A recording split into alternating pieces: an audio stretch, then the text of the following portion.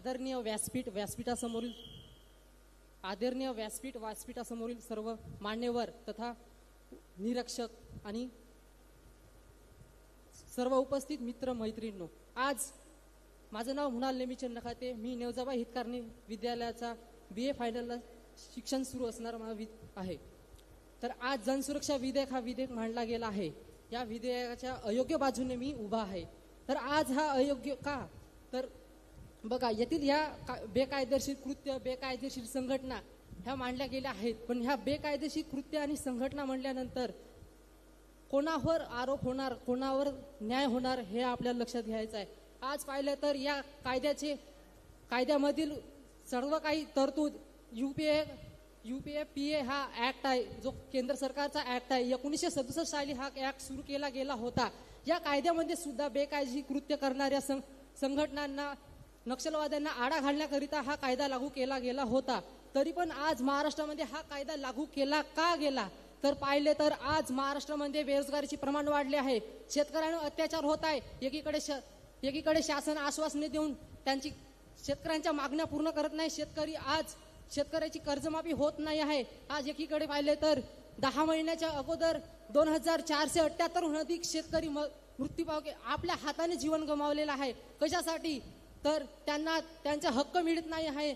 एकीकडे त्यांचा मालाला, त्यांच्या उत्पादनाला हमीभाव मिळत नाही. त्याकरिता ते आंदोलन चळवळणे उभी करतात आणि त्यांना त्या न्याय मिळत नसून ते स्वतः रस्त्यावर येऊन आपले आंदोलने करतात. हा आंदोलन करण्याचा का कारण की शासन त्यांना न्याय मिळवून देऊ शकत नाही. एकीकडे पाहिले तर आपला बेरोजगार, एकीकडे पाहिला तर विद्यार्थी ज्यांना शिक्षणाचा अधिकार असून त्यांना एकीकडे स्पर्धा परीक्षेचे युग चालत आहे. एकीकडे त्यांना OBC गटाला, ST गटाला एकीकडे असे अलग त्यांना शुल्क द्यावा लागतो. असे का, समान शुल्क का नाही? एकीकडे पाहिलं तर स्पर्धा परीक्षा युगामध्ये अशा घटना घडून येतात. पेपर फुटी आली की सर चळवळी ह्या रोडवर येतात.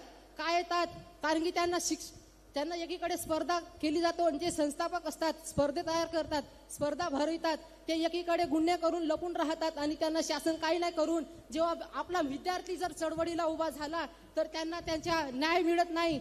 आणि एकीकडे हा शासन कायदे उभे करून त्यांना बेकायदेशीर बनवून त्यांवर अत्याचार केला जातो.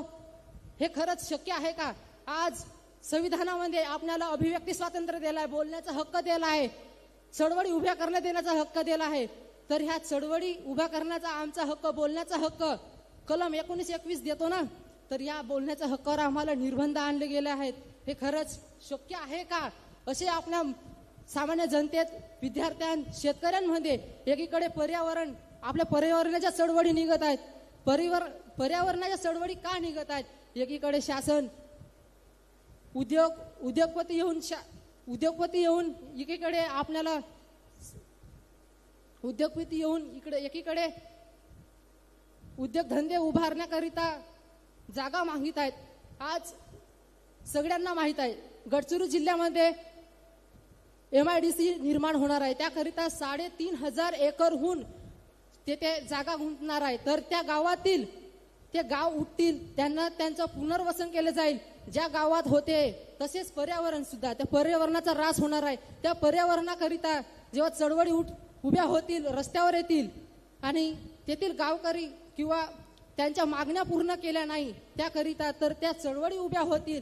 त्यांना बेकायदेशीर म्हणून किंवा डाव्या संघटना त्यामध्ये असून, असे म्हणजे प्रत्येक संघटनामध्ये डाव्या पक्षाचे असतात असे नाही, कारण की डावा पक्ष सुद्धा समाजाकरिता किंवा शेतकऱ्यांकरिता, एकतेकरिता ते उभे होतात. तर हे योग्य आहे का? हा एकीकडे कायदा पाहिला तर जनतेच्या थेट विरोधात जात आहे.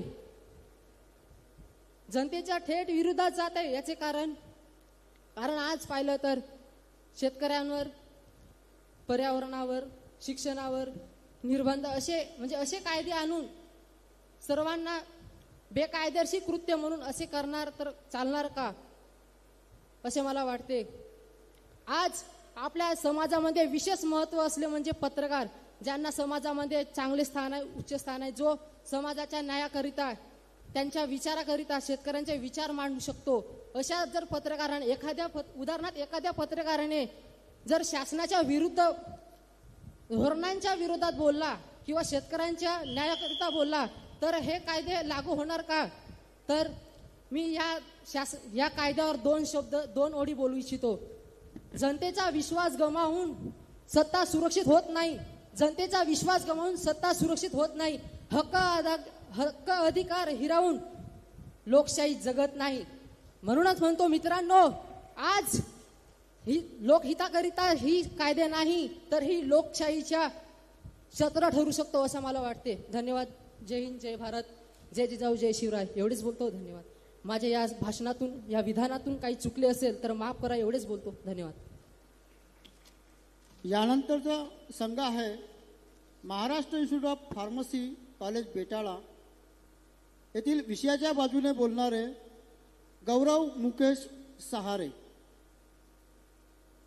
या कार्यक्रमात आपल्या तालुका काँग्रेस कमिटीचे अध्यक्ष माननीय खेमराजी तिडके, शहर काँग्रेस कमिटीचे अध्यक्ष माननीय हितेंद्रजी राऊत, जिल्हा पदाधिकारी आमचे मार्गदर्शक माननीय वासुभाऊ सौंदरकर सर, नेताजी मेश्राम सर, या सर्वांचं आगमन झालं. आम्ही त्यांचं हार्दिक स्वागत करीत आहोत. मंचावर उपस्थित व्यासपीठ तसेच माझे मित्रमैत्रिणींनो नमस्कार. मी गौरव सहारे. मी महाराष्ट्र इन्स्टिट्यूट ऑफ फार्मसी या कॉलेजचा एक विद्यार्थी आहे. तर जनसुरक्षा विधेयक योग्य आहे या बाजूने मी बोलणार आहे. जनसुरक्षा विधेयक हे योग्य आहे. काहून? कारण की आजही नक्षलाइट एरियामध्ये कुठे ना कुठे त्या क्षेत्राचे लोक स्वतंत्रपणे जगू शकत नाही. कोणतेही काम ते प्रॉपरपणे करू शकत नाही. कारण मी एक त्या क्षेत्रातून येणारा विद्यार्थी आहे. तर मला माहिती आहे की त्या एरियामध्ये काय होतो आणि काय नाही. तिकडे अध्यक्ष महोदय काय असते की जे आपले विद्यार्थी असतात ते विद्यार्थी नक्सलाइट लोक काय करतात की त्यांना लोक मिळत नाही कशासाठी त्यांच्या ग्रुपमध्ये ते ॲड करण्यासाठी. तर त्यांनी काय करतात लहानपणापासूनच त्यांना आपल्या ताब्यात घेतात आणि तशा लोकांचा विकास होत नाही. तर जनसुरक्षा विधेयक हे खूपच महत्त्वाचे आणि योग्य आहे. त्यानंतर आपल्याला माहिती आहे की मागील काही वर्ष म्हणजे जेव्हापासून आपल्या देशामध्ये संविधान लागू झाला कदाचित तेव्हापासूनच की आपल्या देशामध्ये PA, UA, MCOC हा कायदा लागू झाला. तरी अजूनपर्यंत हे नक्षलवाद आणि दहशतवाद कमी झाला नाही. तर माझ्या मते तरी हा दहशतवाद आणि नक्षलवाद कमी करण्यासाठी जनसुरक्षा विधेयक हे फारच गरजेचे आहे. त्यामुळे लोक स्वतंत्रपणे जगू शकतील आणि त्यांचे जे उद्योग व्यापार आहे ते फ्रीपणे करू शकतील. कारण ते कोणतेही काम प्रॉपर त्यांनी म्हणजे करू शकत नाही. तर हा नियम लागल्यानंतर एखादा गुन्हा करत आहे तर त्या गुन्हेगारांवर आपण जलद गती आणि खूप लवकरपणे त्याच्यावर आपण ॲक्शन घेऊ शकतो. तर जनसुरक्षा विधेयक कदाचित हे मला तरी असं वाटते की योग्य आहे. जनसुरक्षा विधेयक हे राजकीय नव्हे तर समाज कल्याणासाठी आहे. एवढे बोलून आपले मी 2 शब्द सांगतो. दुसरे स्पर्धक आहेत रोहिणी नानाजी खेवले.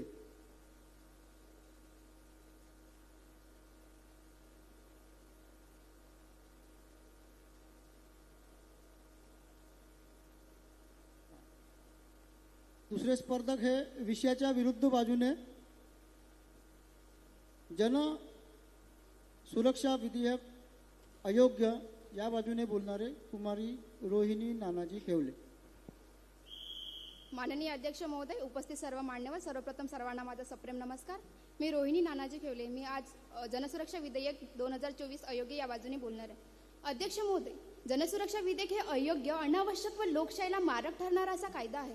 जनसुरक्षा ऐकताना तर खूप छान वाटतो ना हो. असं वाटतोय की जनतेच्या सुरक्षेसाठी काहीतरी चांगलं ठरत असावं, पण हा कायदा अयोग्यच नाही तर लोकशाहीचा गळा घोटणारं, संविधानाच्या तत्वांना छेद करणारं व सर्वसामान्य नागरिकांना संशयित ठरवणारा असा हा कायदा. अध्यक्ष महोदय, या सर्व गोष्टींचा विचार करता डोळ्यासमोर उभं राहते ते एकच प्रश्न, आणि ते म्हणजे ही सुरक्षा आहे तरी कुणाची आणि कुणाच्या किमतीवर? आपण भारतात जन्मलो. या देशाने आपल्याला दिलेलं सर्वात सुंदर गिफ्ट म्हणजेच लोकशाही. लोकशाही म्हणजे जनता हीच खरी मालक. पण या कायद्याने जनता असते गुलाम आणि सत्ता बनते बादशाह. हो, हा कायदा लोकशाहीचं नाही तर गुलामगिरीचं लक्षण आहे असं मला वाटतं. संविधानाने आपल्याला स्वतंत्रपणे बोलण्याचा, विचार मांडण्याचा आणि अन्यायाविरुद्ध आंदोलन करण्याचा हक्क आपल्याला दिलाय.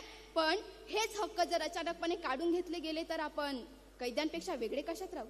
हो अध्यक्ष महोदय, हा कायदा लोकशाहीचं नाही तर गुलामगिरीचं लक्षण आहे असं मला वाटतोय. संविधान हे नागरिकांना सरकारपासून वाचवण्यासाठी असते, पण हा कायदा नागरिकांपासून सरकारला वाचवण्यासाठी. हे कितपत योग्य आहे? ओहो, हाच विरोधाभास म्हणजेच ना या कायद्याचा सर्वात मोठा अपमान.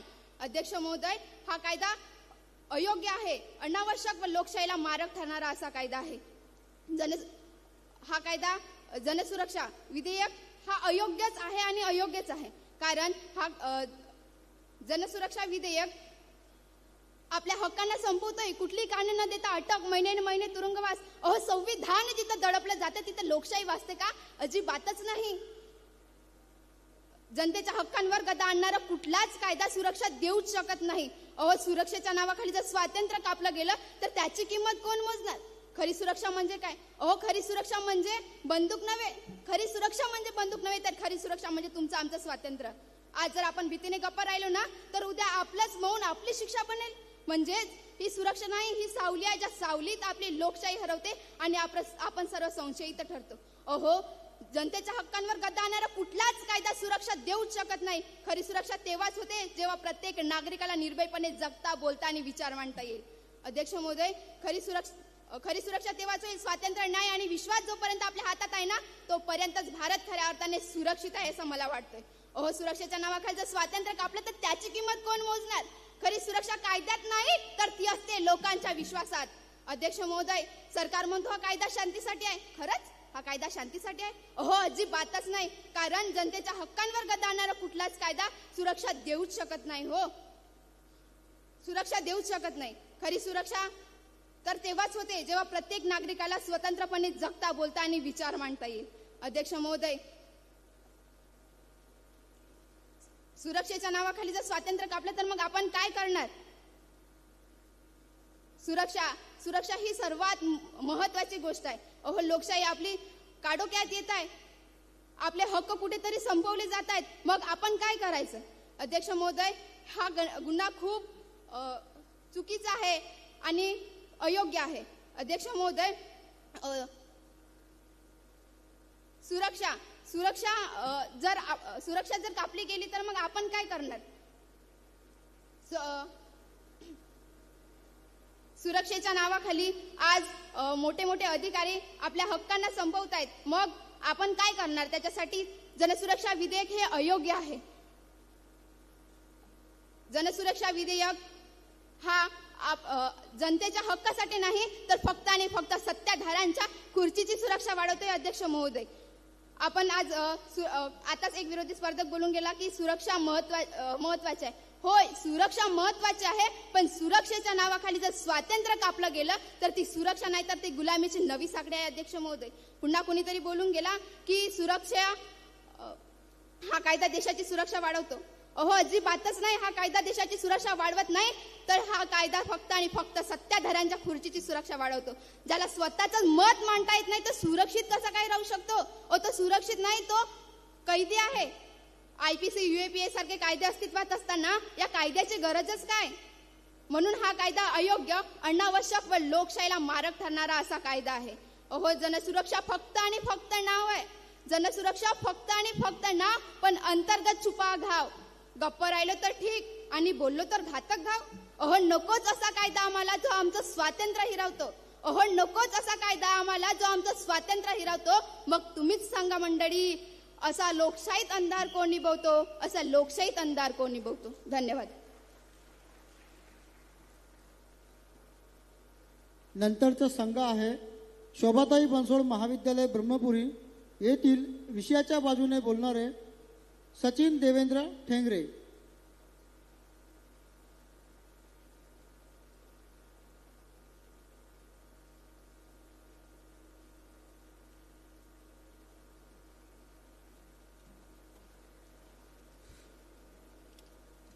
नमस्कार. मी सचिन देवेंद्र ठेंगरे शोभाताई बनसोड या कॉलेजमधून या कायद्याची योग्य बाजू मांडण्यासाठी आलेलो आहे. अध्यक्ष महोदय, हा कायदा आपल्या महाराष्ट्राच्या सुरक्षिततेकरिता आणि हा कायदा आपल्या महाराष्ट्राच्या शांतीकरिता अत्यंत आवश्यक आहे. आणि नक्षल्यांचा उद्देश म्हणजे जनसामान्यांना आपल्या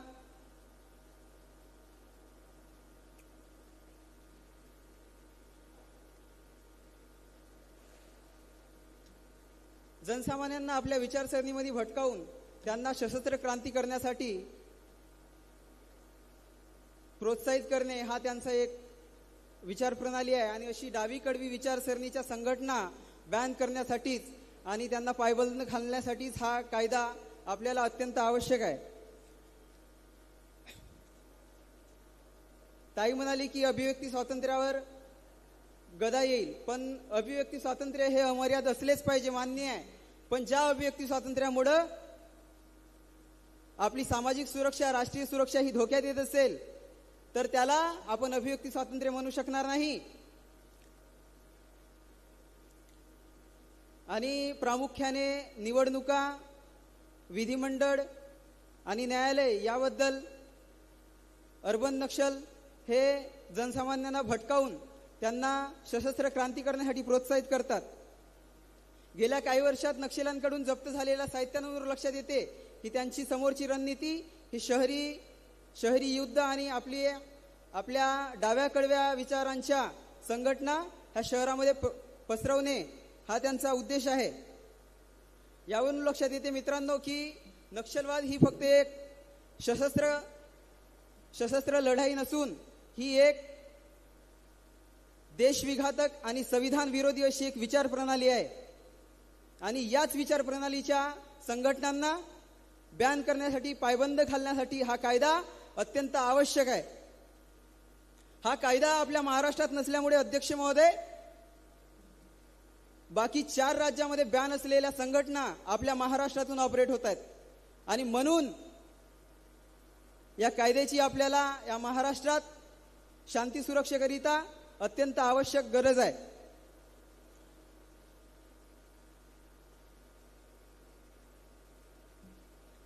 माझ्या मित्रांच्या मनात काही संभ्रम आहेत की हा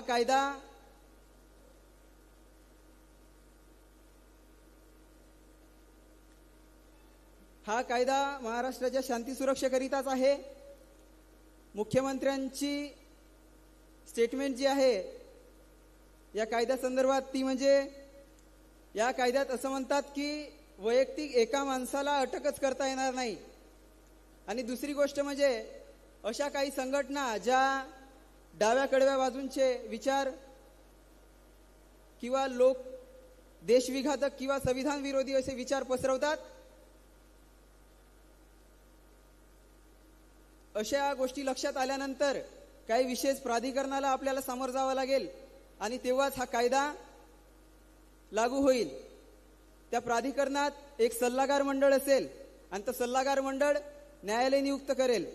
आणि म्हणून न्यायालयाने नियुक्त केलेल्या सल्लागार मंडळाने त्या संघटनेचे पुरावे पाहिल्यानंतर हे बरोबर की नाही हे ठरवल्यानंतरही त्या संघटनांना एक अधिकार असतो.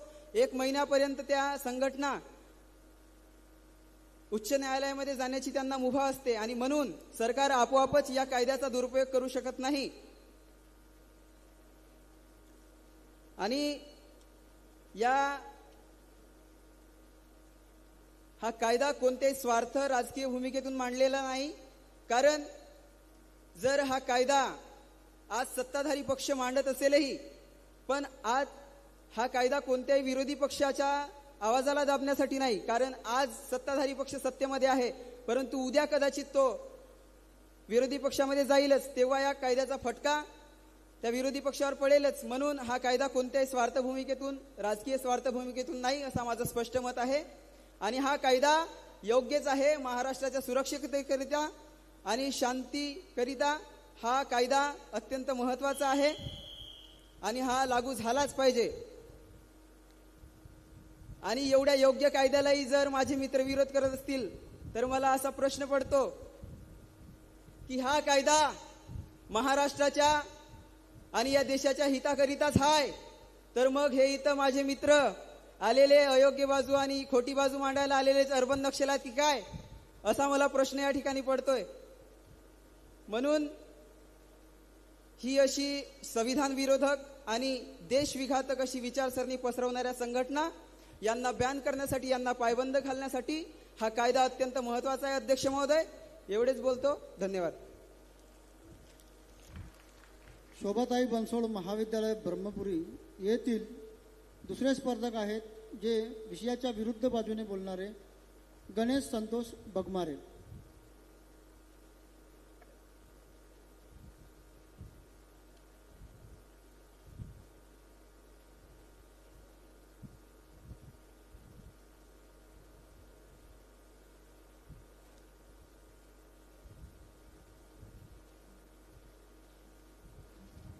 नमस्कार.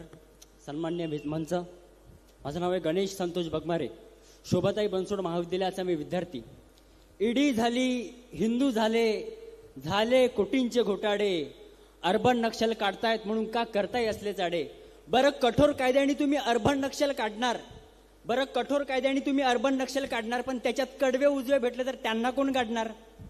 तरीही माहिती अधिकारात माहितीचा अधिकार मागायचा नाही, नाहीतर गड्याची फाशी ठरलेली.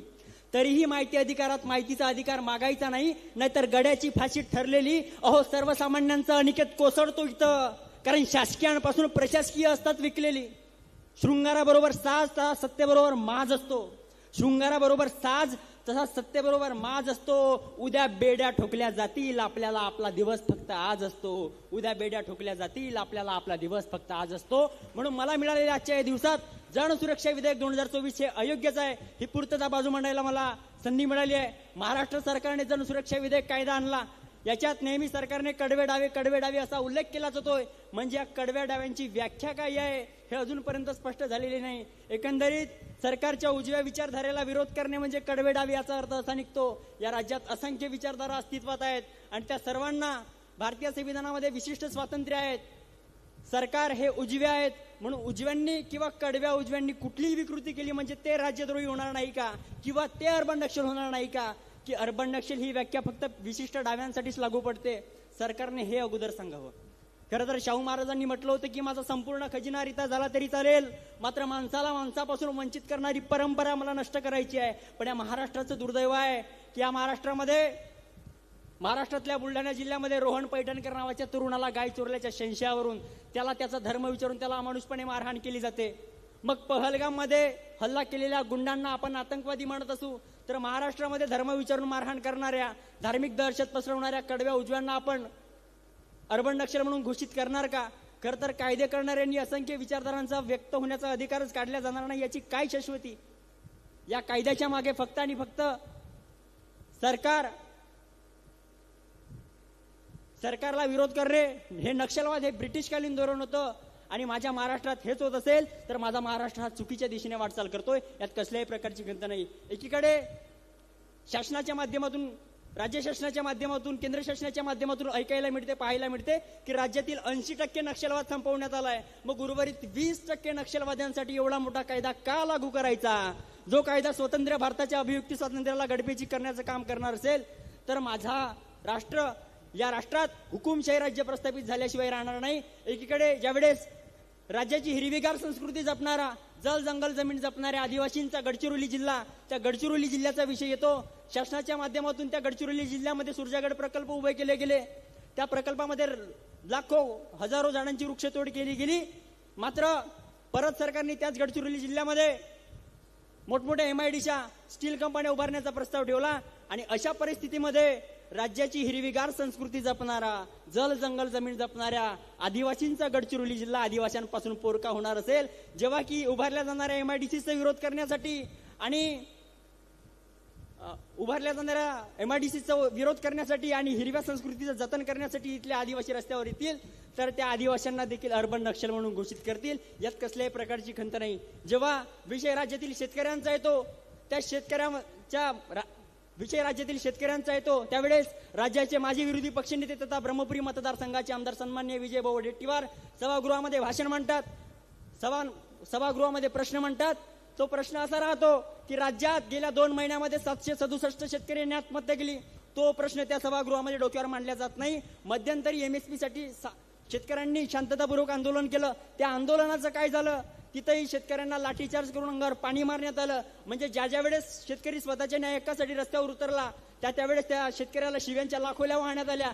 मला सांगायचं काय आहे, स्वतःची राजकारणाची खुर्ची पक्की करण्याचं वेळ येतं त्यावेळेस शेतकरी नावाचे स्वस्तर वापरून स्वतःची राजकारणाची खुर्ची पक्की आलेल्या सावकारकीच्या कर्ज वसुलीच्या वया शेतकऱ्यांच्या कर्जमाफीसाठी संत तुकारामांनी इंद्राणीच्या डोहात बुडवून दिल्या. म्हणजे शेतकऱ्यांच्या स्वार्थासाठी लढणारे महामानव या महाराष्ट्राच्या मातीमध्ये 16व्या शतकात जन्माला आले. मग हल्लीचं सरकार काय करतोय?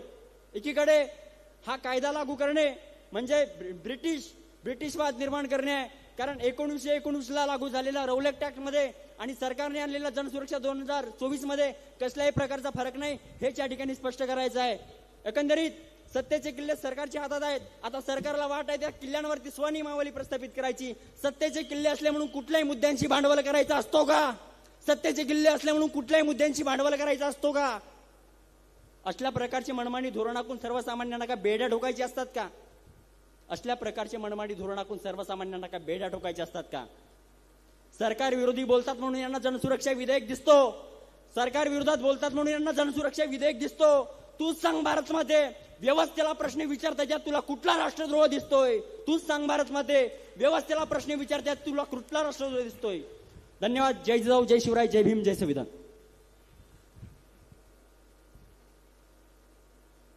यानंतरचा संघ आहे ज्ञानेश महाविद्यालय नवरगाव येथील विषयाच्या बाजूने कुमारी प्रीती रामदास झोळे.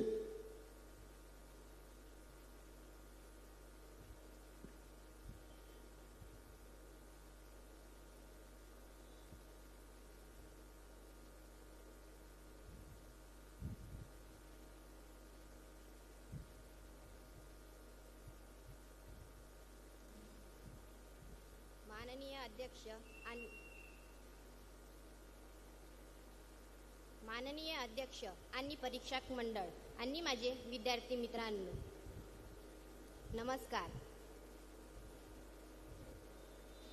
2024च्या या मी योग्य बाजूने बोलीत आहे. नागरिकांची सुरक्षा सर्वात ही मोठी गरज आहे. आधी राज्यात नक्षलवादी विचार प्रसाराचा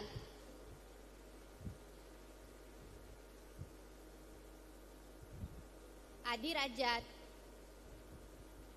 राज्यात नक्षलवादी विचार प्रसाराचा 4 जिल्हे होते, पण आता 2च तालुके राहिले आहेत. ते सुद्धा संपतील जेव्हा जनसुरक्षा विधायक कायदा होईल. नक्षलवादी कारवाया असल्यामुळे जलसुरक्षा कारवाई ही गरजेची आहे.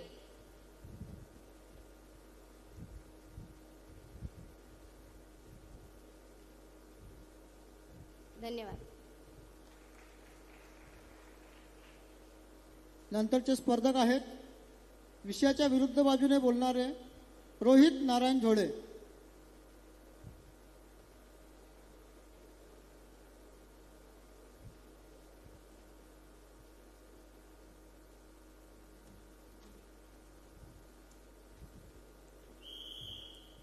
माननीय अध्यक्ष, प्रशिक्षक मंडळ आणि मित्रांनो, मी रोहित नारायण झोळे आज अयोग्य बाजूने बोलणार आहे.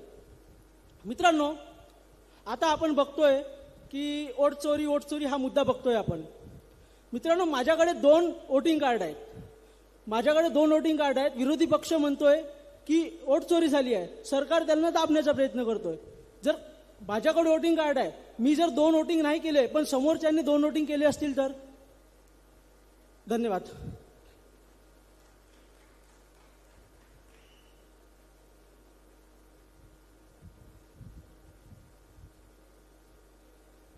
नंतरचे संघ आहे राष्ट्रपिता महात्मा गांधी महाविद्यालय सावली येथील विषयाच्या बाजूने बोलणारे स्पर्धक आहेत प्रशांत विलास निकुरे.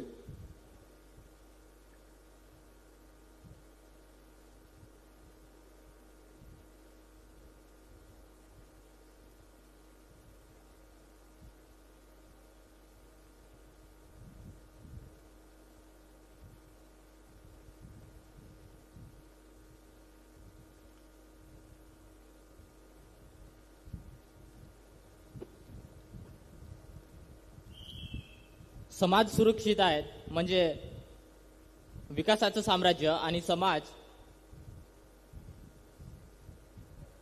समाज असुरक्षित आहेत म्हणजे भीतीचं साम्राज्य.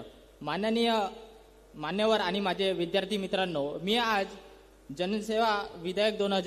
जनसुरक्षा विधेयक 2024 हा योग्य आहे या पॉइंटने माझे काही उद्देश आपल्यासमोर मांडू इच्छितो. ज्या प्रकारे दिल्लीत मुख्यमंत्री जनसुनवाई हमल्यानंतर योग्य सुरक्षा व योग्य निर्णय घेऊन जनतेची सुरक्षा करण्यात आली, त्याच प्रकारे हा विधेयक आपल्या व आपल्या नागरिकांना योग्य सुरक्षा व संरक्षण मदत करून त्यांना योग्य मार्गाने नेण्याचा प्रयत्न करतो. म्हणून हा जनसुरक्षा विधेयक 2024 योग्य आहे असं मला वाटतं. मित्रांनो, मला असं म्हणण्यात काही अडचण नाही. महाराष्ट्रातच नाही, संपूर्ण भारतामध्ये आपल्या आई बहिणी कुठे सुरक्षित नाही. याचे अनेक उदाहरण मी तुम्हाला देऊ शकतो, पण त्यातील सर्वात दुःखदायी घटना मी तुम्हाला सांगू इच्छितो. वाराणसीमध्ये 19 वर्षाच्या मुलीसोबत 23 आरोपींनी बलात्कार करून 6 दिवसापर्यंत तिला आपल्या ताब्यात ठेवला आणि 6 दिवसापर्यंत तिला घरी न जाऊ देता 6 दिवसानंतर ती जेव्हा घरी आली त्याच्यानंतर त्या 23 आरोपींवर FIR दर्ज झाली. तर अशा घटनांना हा जनसुरक्षा विधेयक 2024 योग्य निर्णय घेऊन त्यांना कडक शिक्षा देण्यात योग्य ठरतो. म्हणून हा जनसुरक्षा विधेयक 2024 योग्य आहे असं मला वाटतं. ब्रह्मपुरीतील नागरिकांना मी तुम्हाला सांगू इच्छितो, नैनितालमध्ये 12 वर्षाच्या मुलीसोबत 73 वर्षाच्या वयस्करांनी अत्याचार करून बलात्कार केला. 73 वर्षाच्या वयस्करांनी बलात्कार केला. मला असं वाटतंय ब्रह्मपुरीतील कोणी येथे 73 वर्षाचा म्हातारा आलेला नाही, पण मात्र त्या 73 वर्षाच्या म्हाताऱ्याची खाज मिटलेली नाही. अशा माणसांना कडक शिक्षा देऊन हा कायदा योग्य ठरतो. म्हणून हा कायदा योग्य आहे असं मला वाटतो. हा तर प्रश्न झाला फक्त सुरक्षिततेचा. आता आपण चोरी, गुंडागर्दी, मर्डर याच्याकडे वळूया. उज्जैनमध्ये महानंदा नगर स्टेट बँक ऑफ इंडिया या त्याच शाखेतील कर्मचाऱ्यांनी 5 करोड रुपयाची चोरी केली. अशा चोरी करणाऱ्यांना व गुंडागर्दी करणाऱ्यांमुळे आपल्या घरातील आई बहिणी घराबाहेर निघायला घाबरतात. जेव्हा घरातील आई बहिणी सुरक्षित नाही तर भारताची तरक्की करून भारताला नंबर 1 देश बनवण्यात काय फायदा, एवढंच बोलायचं आहे. आणि राहिलं नक्षलवाद्यांचं, तर आपल्या गडचिरोली क्षेत्रामध्ये नक्षलवादी छोट्या छोट्या गावांतील नागरिकांना व गावामधील होत असलेल्या विकासमंद कामांना अडचणी पोहोचवतात. तर त्याच विकासमंद कामांना योग्य पद्धतीने मदत करून पार पाडणे हा या कामाचा जनसुरक्षा विधेयक 2024 याचा मेन उद्देशच असा आहे की देशातील नागरिकांची सुरक्षा करून त्यांना योग्य पद्धतीने मदत करणे. म्हणून हा जनसुरक्षा 2024 योग्य आहे असं मला वाटतं. परिवर्तनानुसार जर आपण बदललो नाही तर दुनिया आपल्याला बदलवून टाकेल. म्हणून हा कायदा योग्य आहे असं मला वाटतं. एवढं बोलून मी माझे 2 शब्द इथे संपवितो. जय हिंद, जय भारत. विषयाच्या विरुद्ध बाजूने बोलणारे स्पर्धक आहेत ओमकार श्रीकृष्ण राऊत, राष्ट्रपिता महात्मा गांधी महाविद्यालय सावली.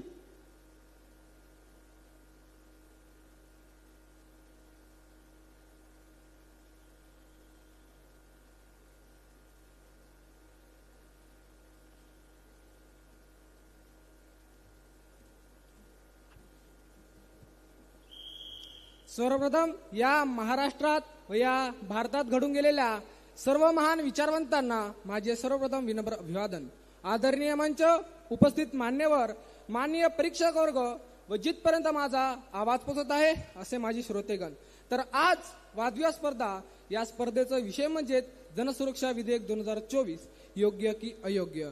मी ओमकार श्रीकृष्णराव राऊत या विषयाच्या विरुद्ध बाजू बोलणार आहे. अर्थातच हे विधान अयोग्य आहे असे माझे मत मांडणार आहे. होय, सरकार म्हणते की हा कायदा जनतेच्या सुरक्षेसाठी आहे. ऐकायला छान वाटतं, पण खरी भीती ही आहे की हा कायदा जनतेच्या सुरक्षेसाठी नसून सरकारच्या खुर्चीच्या सुरक्षेसाठी आहे. कारण जो सरकार प्रश्न विचारेल, जो आंदोलन करेल ते पण आपल्या हक्कासाठी, तशा व्यक्तीला धरल्या गेलेला काही वेळ लागणार नाही, कारण सरकारने स्पष्ट म्हणलेलं आहे आम्ही कुठलाही विचार करणार नाही. मग विचार करा, लोकशाही आहे? खरंच आहे, पण या लोकशाहीला मारण्याचं काम हे सरकार करतंय. आपला भारत देश सर्वाधिक लोकशाही असणारा देश म्हणून ओळखला जातोय. आपल्या एशिया खंडातच नाही पण संपूर्ण जगात आपला भारत देश हा नावाने गाजलेला आहे. काहून? कारण की लोकशाही आहे.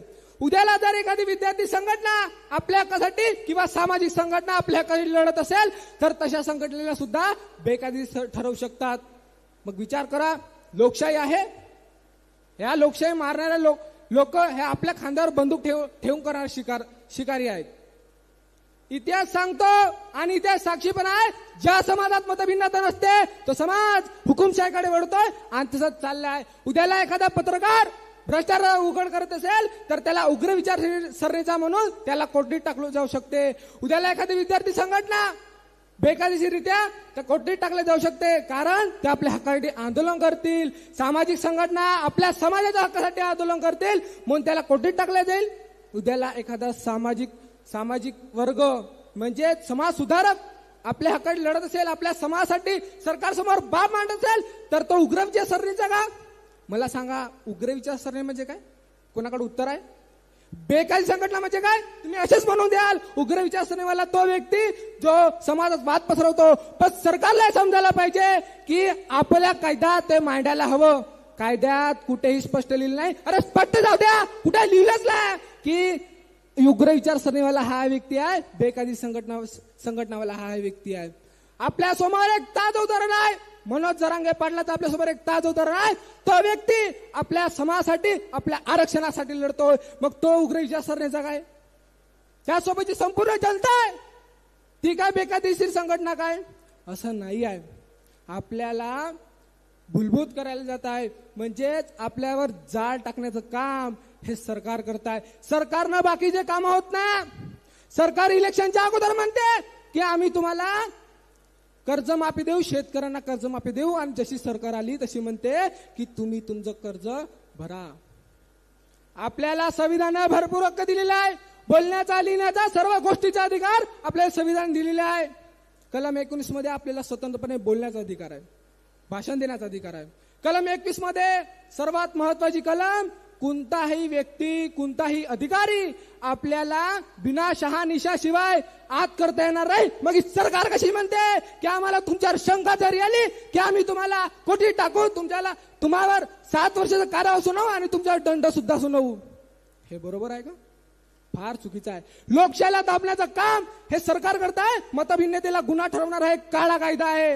हे सरकारसाठी धोरण नसून ते जनतेसाठी धोरण नसून ते सरकारसाठी केलेले धोरण आहे.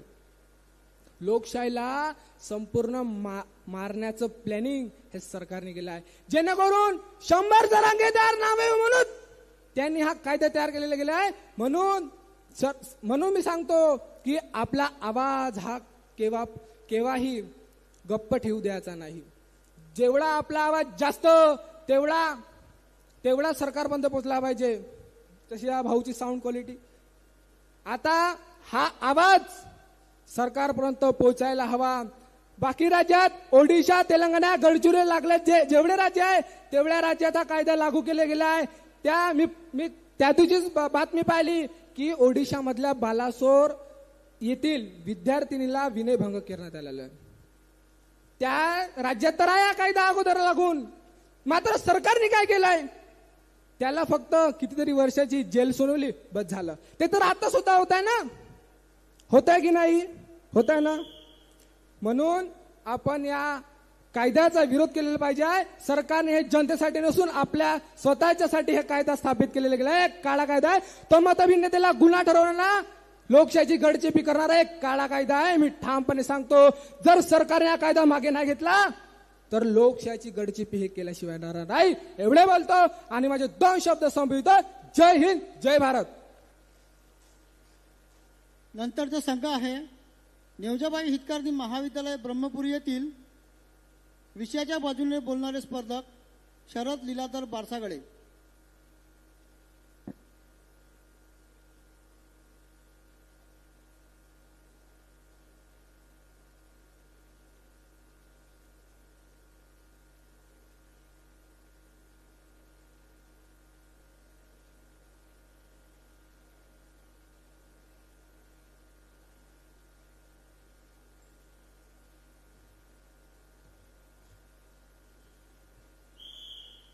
सद्गुण सांगावा सोप्या भाषे, सद्गुण सांगावा सोप्या भाषे, अर्थाचा अनर्थ न करावा स्वार्थापोटी, अर्थाचा अनर्थ न करावा स्वार्थापोटी. नमस्कार, मी शरद लीलाधर वारसागडे आपल्या समोर विषय मांडतो आहे. जनसुरक्षा विधेयक हे योग्य आहे, जनसुरक्षा विधेयक हे योग्य आहे. आपल्या देशाचे माजी पंतप्रधान डॉक्टर मनमोहन सिंग म्हणतात, देशाच्या आंतरिक सुरक्षिततेला जर सर्वात घातक कोणतीही परिणामकारक चळवळ असेल तर ती म्हणजे नक्षलवाद. नक्षलवादी हे एकच चळवळ नसून जी माओवादी संघटना आहे, अशा प्रकारच्या अनेक प्रकारच्या संघटना, ज्या संघटनांवर केंद्र शासनाने आणि राज्य शासनाने बंदी घातलेली असून सुद्धा आपल्या राज्यामध्ये, देशांमध्ये सर्वात जास्त म्हणलं तर मुख्यमंत्र्यांनी सांगितल्याप्रमाणे महाराष्ट्र राज्यामध्ये 64 संघटना ज्या बेकायदेशीररित्या आहे त्यांचं स्थान सक्रिय आहे. त्यात मुख्य संघटना म्हणजे भारतीय कम्युनिस्ट पक्ष, भारतीय कम्युनिस्ट पार्टी. भारतीय कम्युनिस्ट पार्टीचं विचारसरणी आहे की देशात चालू असलेली विचारसरणी, देशात लोकशाही असलेली विचारसरणीला उलथावून पाडून देशातील लोकशाही विचारसरणी उलथावून पाडून समाजवादी विचारसरणी रुळावणे याकरता अनेक चळवळी उभ्या आहेत. या कायद्याची सक्त गरज म्हटली तर माओवादी किंवा नक्षलवादी चळवळींसारख्या संघटना यांचा प्रमुख उद्देश असते विद्यार्थ्यांमध्ये द्वेष फैलवणे, विद्यार्थ्यांना जमा करणे, विद्यार्थ्यांच्या संघटना बनवणे. मी तुम्हाला ठामपणे सांगतो, इथं असणाऱ्या प्रत्येक विरोधकाला सांगतो, विधेयकामध्ये स्पष्टपणे लिहिलं आहे बेकायदेशीर हिंसक आणि जे कृत्य बेकायदेशीर असते, जे संघटना हिंसक असते ते गुन्हेगार नाही तर काय. मी तुम्हाला विचारतो, इथं जे आले ते सर्वांनी सांगितलं. कलम 19 संविधानातील ही आपल्याला अभिव्यक्ती स्वातंत्र्य देते, परंतु मी प्रत्येकाला विचारतो, कलम 19(1) वाचली तुम्ही, कलम 19(2) वाचा. तिथं काही अभिव्यक्ती स्वातंत्र्यासोबतच निर्बंध सुद्धा घातलेले आहेत. त्यात म्हणजे पहिलं निर्बंध म्हणजे देशाच्या सुरक्षिततेला आळा येत असेल किंवा देशाची सुरक्षितता बाधा ठरत असेल तर असे हे स्वातंत्र्य कोणत्याही कामाचे नाही. मी तुम्हाला ठामपणे सांगतो, जर देशामध्ये सुरक्षितता जर टाळली, अशा विधेयकाला विरोध जर केला आपण आणि अशा विधेयकाला जर विधेयकाला विरोध केला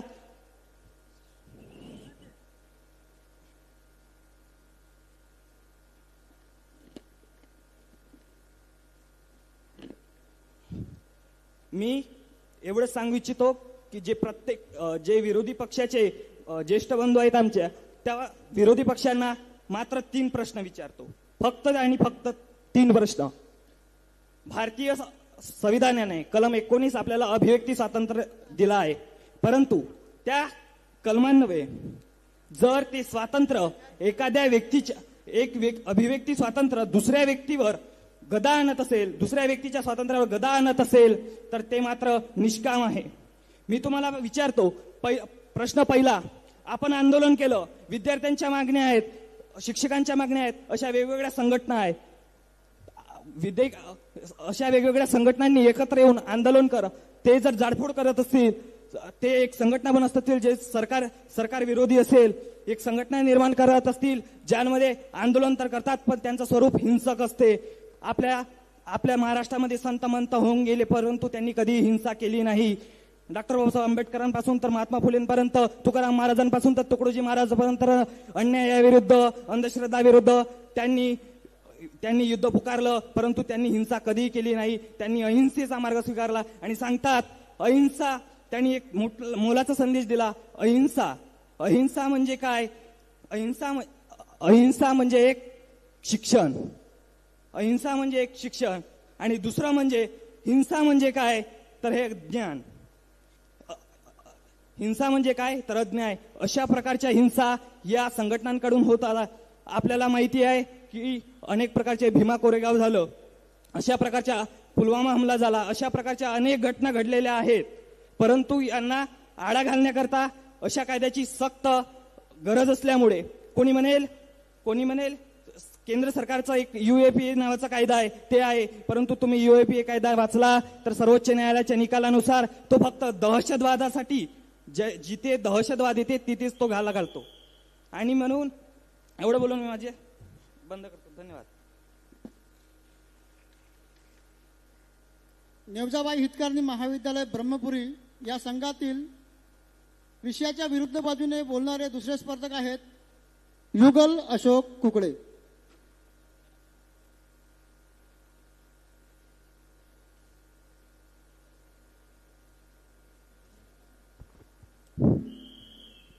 गुरुर ब्रह्मा गुरुर विष्णू गुरुर देवो महेश्वरा गुरुर साक्षात परब्रह्म तस्मै श्री गुरवे नमः.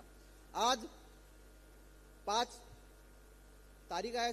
काय शिक्षक दिन आहे, तर आपण महत्व असलं पाहिजे शिक्षक दिनाचा. मी युगम अशोकराव कुकडे NH कॉलेजचा स्टुडंट आहे. आज मी जो विषय आहे आपला त्याच्या अयोग्य दिशेनं बोलत आहे, भाष्य करत आहे. मला स्टेज डेअरिंग नाही आहे. मी फर्स्ट टाइम स्टेजवर आलेला आहे. मला काही प्राइज घेण्याची अपेक्षा नाही आहे. मी फक्त माझी अभिव्यक्ती तुमच्यासमोर प्रस्तुत करत आहोत. तर जो आपला महाराष्ट्र अधिनियम 33 विधेयक जो कायदा आहे देवेंद्र फडणवीस साहेबांनी संसदेत मांडला, जे आपले चंद्रशेखर बावनकुळे साहेब होते यांच्या अध्यक्षतेखाली नाना पटोले, आपले विजयभाऊ वडेट्टीवार वगैरे हे सर्व अवेलेबल होते तिथं. तर यांनी हा कायदा तिथं मांडला. तर या कायद्याची माझी अपोजिट बाजू आहे. या कायद्याची आपल्याला आवश्यकता काय, कशाला कायदा मांडण्यात कशाला आला? तुम्हाला कायदेच करायचे आहेत तर शिक्षणासाठी कायदा करा, जसं भाऊनी बोलला आहे का बलात्कार त्यांच्यावर मोठे कायदे करा. या कायद्याची आवश्यकता कशाला आहे? तुम्ही आता ऑलरेडी तेलंगणा म्हणा, आंध्र प्रदेश म्हणा, ओडिसा म्हणा, छत्तीसगड म्हणा, या राज्यांमध्ये हा कायदा ऑलरेडी लागू आहे. तर फारसा मोठा बदल झालेला आहे का? आपल्याला दिसत आहे कोणता मोठा बदल झालेला आहे. आणि दुसरी गोष्ट म्हणजे या फायद्याचा तुम्ही गैरवापर करणार नाही, याचा देणार कोण आहेत, म्हणजे जबाबदारी कोण घेणार आहे? या फायद्याचा गैरवापर होणार नाही बाबा. 100% मी लिहून देणार आहोत, या फायद्याचा गैरवापर होणार आहे. कशा प्रकारे होणार आहे? कारण या फायद्याचा गैरवापर अशा प्रकारे होणार आहे की बाबा जे सत्तेत असणारे, आता माझ्यासारखा मी सपोज अखिल भारतीय विद्यार्थी परिषद असला, जर मी संघटना असली, हा कायदा काय म्हणतो की बाबा एखादी संघटना जर सरकारच्या विरोधात जाऊन आंदोलन करत असेल, आमचा अधिकार नाही का? संविधानाची कलम 21 जे आपला थर्ड पार्ट आहे, जो आपण मॅग्ना कार्टा म्हणतो संविधानाला. मॅग्ना कार्टा माहित आहे ना? थर्ड पार्ट संविधानाचा थर्ड पार्ट आहे ना मॅग्ना कार्टा, मूलभूत अधिकार, फंडामेंटल राईट्स. आम्ही भारताचे लोक, भारताचे एक सार्वभौम समाजवादी धर्मनिरपेक्ष लोकशाही. हे लोकशाही आहे का? दिसत आहे का लोकशाही आपल्याला? हा कायदा पूर्णपणे लोकशाहीच्या विरोधात कायदा आहे. हा डिक्टेटरशिप कायदा आहे. डिक्टेटरशिप म्हणजे माहित आहे ना आपल्याला? कार्ल मार्क्स हा कोणत्या सिद्धांतवादाचे आहेत? तर सन्माननीय अध्यक्ष महोदय, माझा बोलण्याचा उद्देश हाच आहे की बाबा हा कायद्याचा वापर तुम्ही पूर्णपणे शहरी नक्षलवाद म्हणून राहिले. शहरी नक्षलवाद तुम्हाला कोणता एवढे मोठे केस दिवस? आता माझ्या गडचिरोलीची आहे. गडचिरोलीमध्ये जवळपास 20% फक्त नक्षलवाद राहील. मी गडचिरोली बिलॉंग करतो. तर जवळपास 20. आता समज गडचिरोलीमधील आदिवासी बंधू, त्यांना काही या कायद्याबद्दल माहीत नाही आहे. त्यांनी कळत न कळत त्या आदिवासींना काही हे देऊन दिला, म्हणजे सहारा दिला, जेवण. त्यांनी ते भोळे असतात, त्यांना काही समजत नाही. तर सहारा दिला, जेवण करायला दिला, तर मग तुम्ही त्यांच्यावर डायरेक्ट केस कराल का? आणि हा कायदा असा म्हणतो की बाबा 1 वर्ष तुम्हाला या कायद्यानंतर बेल मिळणार नाही, तुम्ही डायरेक्ट हायकोर्टमध्ये जा. हायकोर्टमध्ये जाणार आहे का सर्वसाधारण माणूस? आणि शेतकरी किंवा आता माझ्याकडे लिहून आहे, मी पॉईंट बोलू शकतो. हे या कायद्याचा काय, मूलभूत अधिकारांवर टोटली हा गदा टाकतो. सरकारी अधिकारांचा अतिरेक जो आपण हा आहे कायदा, विरोधक, लोक आंदोलक किंवा जो आपण संघटना असतात, विविध संघटना असतात जे सरकार विरोधी काम करत असतात. आपल्या समाजात अशा विविध संघटना असतात, मग त्यांना अधिकार नाही का सरकार विरुद्ध बोलण्याचा? स्वातंत्र्य आपल्याला अधिकार देतो ना, तर मग आपल्याला सरकार विरुद्ध जाऊन बोलण्याचा अधिकार नाही का? मग तुम्ही यांना डायरेक्ट या कायद्यानुसार डायरेक्टली जेलमध्ये टाकाल आणि बेलही नाही द्याल. हा कायदा असा म्हणतो की बाबा तुम्ही डायरेक्ट जेलमध्ये जा आणि 1 वर्षापर्यंत बेल मिळणार नाही. मग जे मोठमोठे पॉलिटिशियन लोक आहे किंवा ते आहे आपल्या पैशाच्या भरोशावर निघून जातील आणि जो सर्वसाधारण माणूस आहे तो मरून राहिला ना. मग तर माझा हाच म्हणणं आहे की बाबा या कायद्याचा तुम्ही आणलेला आहे आणि हा कायदा 100% पास होणार आहे. मी लिहून देतो इथून, हा कायदा 100% पास होणार आहे, तरी सुद्धा मी या अपोजिट बाजूला बोलून राहिलो. कारण असं आहे की या कायद्याचा गैरवापर होण्याची शक्यता मला दिसून राहिली भविष्याचा विचार केला तर या कायद्याचा गैरवापर झाला नाही पाहिजे. आणि सरकारकडून हीच अपेक्षा आहे. सरकार तर बदलत राहणार आहे, बीजेपीची असू द्या किंवा काँग्रेसची असू द्या. आता मी एक बोलतो, डॉक्टर आंबेडकर काहीतरी आहे त्यांचं, मी सध्याच एक लोकमत 18वर पाहिलेला होता. त्यांनी बोलला का बाबा तुम्ही यांना डायरेक्ट जेलमध्ये टाका, हा हे नाही आहे, कायदा उचित नाही आहे. देवेंद्र फडणवीस आणि जे RSSचे वगैरे हे आहेत, मी काही कोणता जातीवाद करत नाही, हे करत नाही. I am not a politician, I am a student of government college of engineering Amravati. I am one of the reputed student and I am one of the citizen of India. Thank you very much. जय हिंद, जय महाराष्ट्र. नंतरचा संघ आहे महात्मा गांधी महाविद्यालय येथील विषयाच्या बाजूने बोलणारे आहे सानिया संजय भर्रे.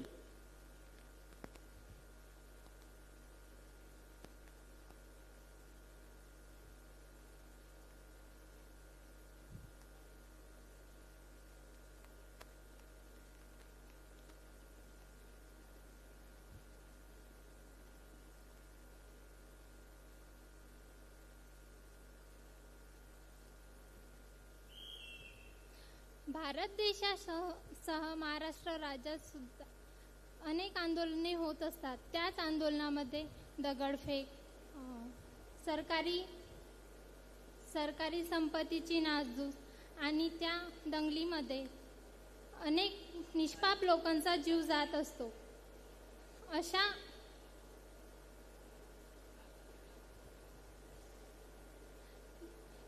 याकरिता थँक्यू.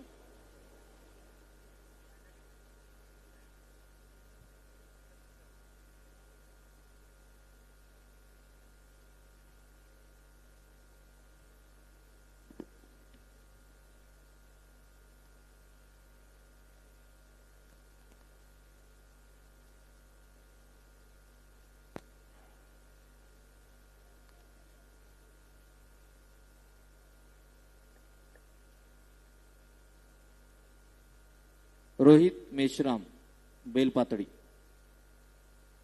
विषयाच्या विरुद्ध बाजूने रोहित दिवाकर मेश्राम बेलपातळी तालुका ब्रह्मपुरी.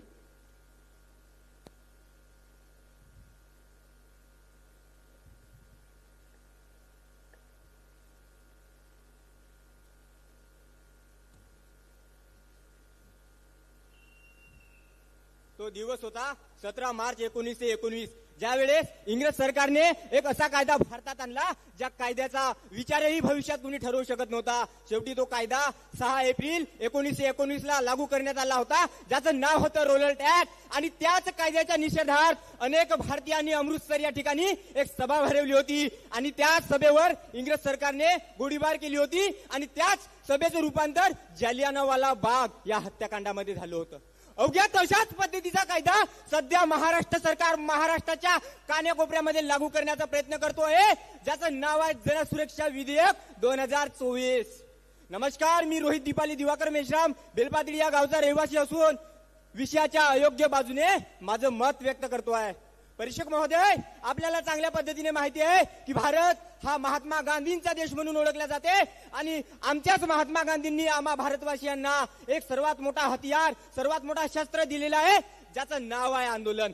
आणि याच आंदोलनाला विरोध करण्याकरिता, ते आंदोलन संपवण्याकरिता, आंदोलन पूर्णतः नष्ट करण्याकरिता सध्या महाराष्ट्र सरकार जनसुरक्षा विधेयक नावाचा कायदा अस्तित्वात आणतो आहे. म्हणजेच इंग्रज सरकारने जे केलं की भारतवासीय इंग्रज सरकारला प्रश्न विचारू नये, इंग्रज सरकारला कोणताही जाब विचारू नये, याकरिता त्यांनी जो रोलट ऍक्ट कायदा आणला होता त्यांचा तोंड बंदण्याकरिता, तशाच पद्धतीचा कायदा सध्या महाराष्ट्र सरकार आणतोय महाराष्ट्रातील जनतेचा तोंड बंद करण्याकरिता, त्यांचा आवाज दाबण्याकरिता. परीक्षक महोदय, जनसुरक्षा विधेयक सांगण्यात येत आहे की जनतेची सुरक्षा करण्याकरिता हा विधेयक आणलेला आहे. देशामध्ये सुव्यवस्था राखण्याकरिता हा विधेयक आणला गेलेला आहे. पण परीक्षक महोदय, जर खरोखरच यांना जनतेची सुरक्षा करायची असती किंवा देशामध्ये महाराष्ट्रामध्ये सुव्यवस्था राखायची असती तर अगोदरच केंद्र सरकारचा UAPA नावाचा कायदा आहे, त्या कायद्याची योग्य रीतीने अंमलबजावणी करून खरोखरच देशामध्ये सुव्यवस्था राखली असती. या कायद्याची आवश्यकताच नव्हती. आणि एवढंच नाही तर संविधानातील कलम 124 आणि कलम 124A याच्यामध्ये देखील सुव्यवस्थेचा विचार करण्यात आलेला आहे. त्या कायद्यांचा योग्य पद्धतीने विचार करून योग्य अंमलबजावणी करून खरोखरच महाराष्ट्रामध्ये सुव्यवस्था राखल्या गेली असती. परंतु खरं सांगायचं झालं परीक्षक महोदय, हा जनसुरक्षा नसून हा सत्ताधाऱ्यांचा धनसुरक्षा कायदा आहे असं मला वाटते. स्वतःचा धन वाचवण्याकरिता म्हणजेच महाराष्ट्रातील नागरिकाने सत्ताधाऱ्यांना प्रश्न विचारू नये याकरिता हा कायदा आणण्यात आला आहे. म्हणजेच परीक्षक महोदय, समजा माझ्या घरासमोर एखादा सिमेंट कॉन्क्रीटचा रस्ता बनत असेल आणि त्यावेळेस जर कंत्राटदार कमी दर्जाचं मटेरियल वापरत असेल आणि मी त्याला जाऊन म्हणू शकणार नाही का रे बाबा कंत्राटदार हा कच्चा मटेरियल का वापरतोय कमी दर्जाचा, मला उलट म्हणावं लागेल वा कंत्राटदार साहेब वा काय सुंदर रस्ता बनवलात बघा तुम्ही. असा रस्ता मी कधी बघितलाच नव्हता. म्हणजे या विधेयकाचा अर्थ आहे परीक्षक महोदय. एवढंच नाही तर हा विधेयक अगोदरच माझ्या भारत देशातील 3 राज्यांमध्ये लागू आहे, ओडिसा, छत्तीसगड आणि आंध्रा. मग या 3 राज्यांमध्ये सुव्यवस्था का बरं राखल्या गेली नाही? खरोखरच जर हा व्यवस्थेला सदृढ बनवण्याकरिता हा कायदा असता तर त्या 3 राज्यांमध्ये खरोखरच सुव्यवस्था राखल्या गेली असती. परंतु हा कायदा जनतेच्या सुरक्षेकरिता नाही तर हा सत्ताधाऱ्याच्या संरक्षणाकरिता हा कायदा लागू करण्यात येतोय असं मला वाटतोय. आज जर आपण बघतोय परीक्षक महोदय, माझ्या चंद्रपूर जिल्ह्यामध्ये 500 पेक्षा अधिक इसमावर काल कारवाई करून अटक करण्यात आली कलम 163(2) नुसार. का करण्यात आली? कारण आता गणेश उत्सवाच्या मिरवणुकी होत आहेत आणि त्या मिरवणुकीमध्ये कोणत्याही पद्धतीची दंगल घडू नये याकरिता कलम 163चा वापर करून माझ्या चंद्रपूर जिल्ह्यातील पोलीस प्रशासनाने कालच त्या सर्व स्वयंसेवी इसमावर कारवाई केली आणि त्यांना अटक केलेली आहे. मग अगोदरपासूनच या देशामध्ये इतके कायदे असताना सुद्धा नवनवीन कायद्याची आवश्यकता का भासतोय महाराष्ट्र सरकारला, मला हेच कळत नाही. अरे कैवारी म्हणतात देशाचा, कैवारी म्हणतात देशाचा, मग देश वाऱ्यावर जातो कसा? कैवारी म्हणतात देशाचा, मग देश वाऱ्यावर जातो कसा? बेकारी, शिक्षण, हक्क, महागाई. बेकारी, शिक्षण, हक्क, महागाई. आम्ही जे नवनवीन मुद्दे आणून त्या मुद्द्यावर फक्त तुम्ही बोंबलत बसा, त्याच मुद्द्यावर तुम्ही बोंबलत बसा, असा या सत्ताधाऱ्यांचा आणि या सध्या चालत असलेल्या महायुती महाराष्ट्र सरकारचा षडयंत्र आहे परीक्षक महोदय. एवढंच नाही तर अनेक असे प्रकरण आपल्या महाराष्ट्र राज्यामध्ये घडून येतात. मग तेव्हा या राज्याची व्यवस्था कुठे जात आहे? आताच मित्र गणेश बगमारे सांगून गेला की व्यवस्थेला प्रश्न विचारणे हा राष्ट्रद्रोह होईल का? अरे समजा मी उदाहरणार्थ एक पत्रकार असेल आणि माझा कर्तव्य आहे सत्ताधाऱ्यांना प्रश्न विचारणे. अनेक लोक म्हणतात की तुम्ही सत्ताधाऱ्यांनाच का प्रश्न विचारतायत?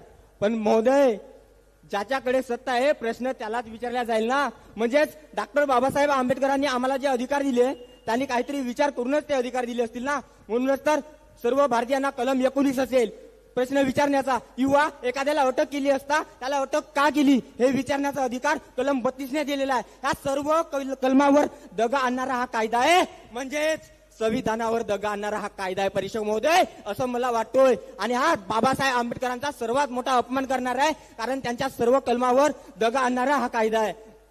गरिबांच्या घरात श्रीमंतांच्या दारात गरिबांच्या घरात श्रीमंतांच्या दारात लोक हुकुमशाही घुसली. गरिबांच्या घरात श्रीमंतांच्या दारात हुकुमशाही घुसली. दलित मरते गरीब मरते, दलित मरते गरीब मरते आणि मरते ही लोकशाही, अरे मरते ही लोकशाही. धन्यवाद.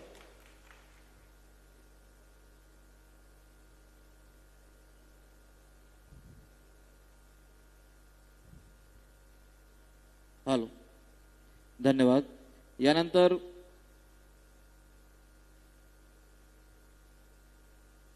लोकार्पण महाविद्यालय गांगलवाडी विषयाच्या बाजूने बोलत आहे शुभांगी बनसोड.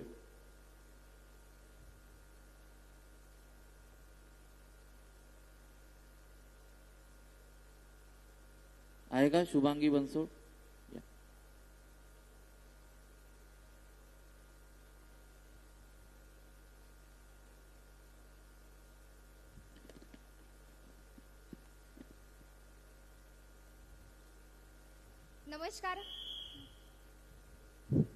नमस्कार, माझे नाव शुभांगी श्रावण बनसोड. मी लोकार्पण महाविद्यालय गांगलवाडे इथून आलेली आहे. आपल्या सर्वांना माहीत आहे की आपल्या देशाची सुरक्षितता, नागरिकांची सुरक्षितता, समाजात शांतता, सुव्यवस्था आणि विकास टिकवायचा असतो. जनसुरक्षा कायद्याचा कडव्या डाव्या संघटनात शब्द आल्यामुळे अनेक कडव्या नसलेल्या डाव्यांना सुद्धाही त्रास होत आहे. असा शब्द का वापरला?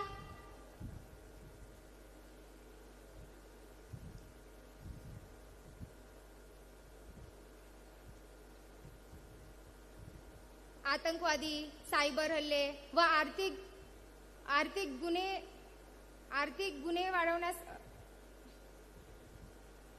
गुन्हे रोखण्यासाठी हा कायदा अत्यावश्यक आहे. धन्यवाद.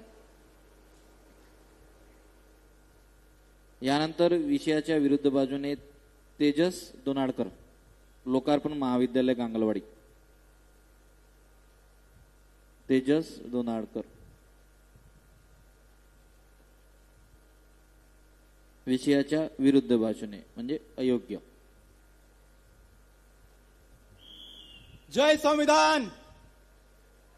माझे मित्र येऊन गेलेत, परंतु कायदा काय बोलतो हे अस्पष्टरित्या सांगून गेलेत.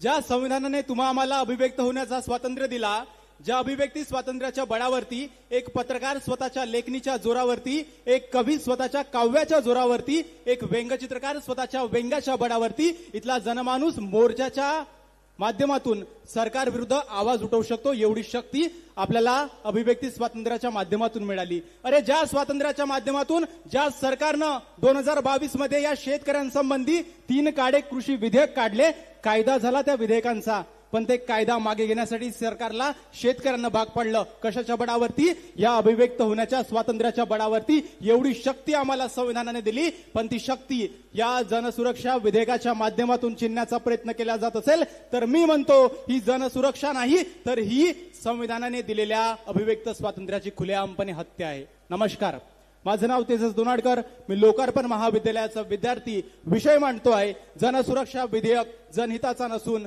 स्वातंत्र्याचा घडा घोटणारा विधेयक आहे.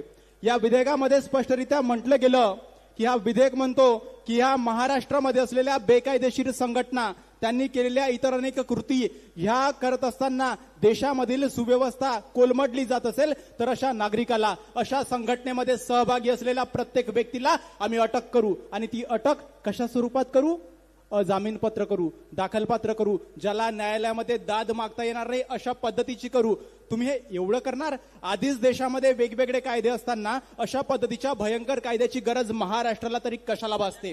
या देशाचे गृहमंत्री म्हणतात की या देशातील 72% नक्षलवाद आम्ही आधीच संपवला, उर्वरित असणारा 28% नक्षलवाद येत्या 2026च्या एप्रिलपर्यंत संपवू. कशाच्या कायद्याच्या आधारावरती? आधी असणाऱ्या UAPA ऍक्ट, मकोका ऍक्ट, IPCची धारा असेल, CRPCचा कायदा असेल, यांच्या बळावरती. मग महाराष्ट्र शासनाला असा कायद्याची गरज भासलीच कशाला? मला सांगा, या कायद्यामध्ये लिहिलं गेलं अर्बन नक्षलवाद. संविधानाच्या कुठल्याही मसुद्यामध्ये अर्बन नक्षलवादाची संकल्पना तुम्हाला आम्हाला दिसते का? कुठून आला अर्बन नक्षलवाद?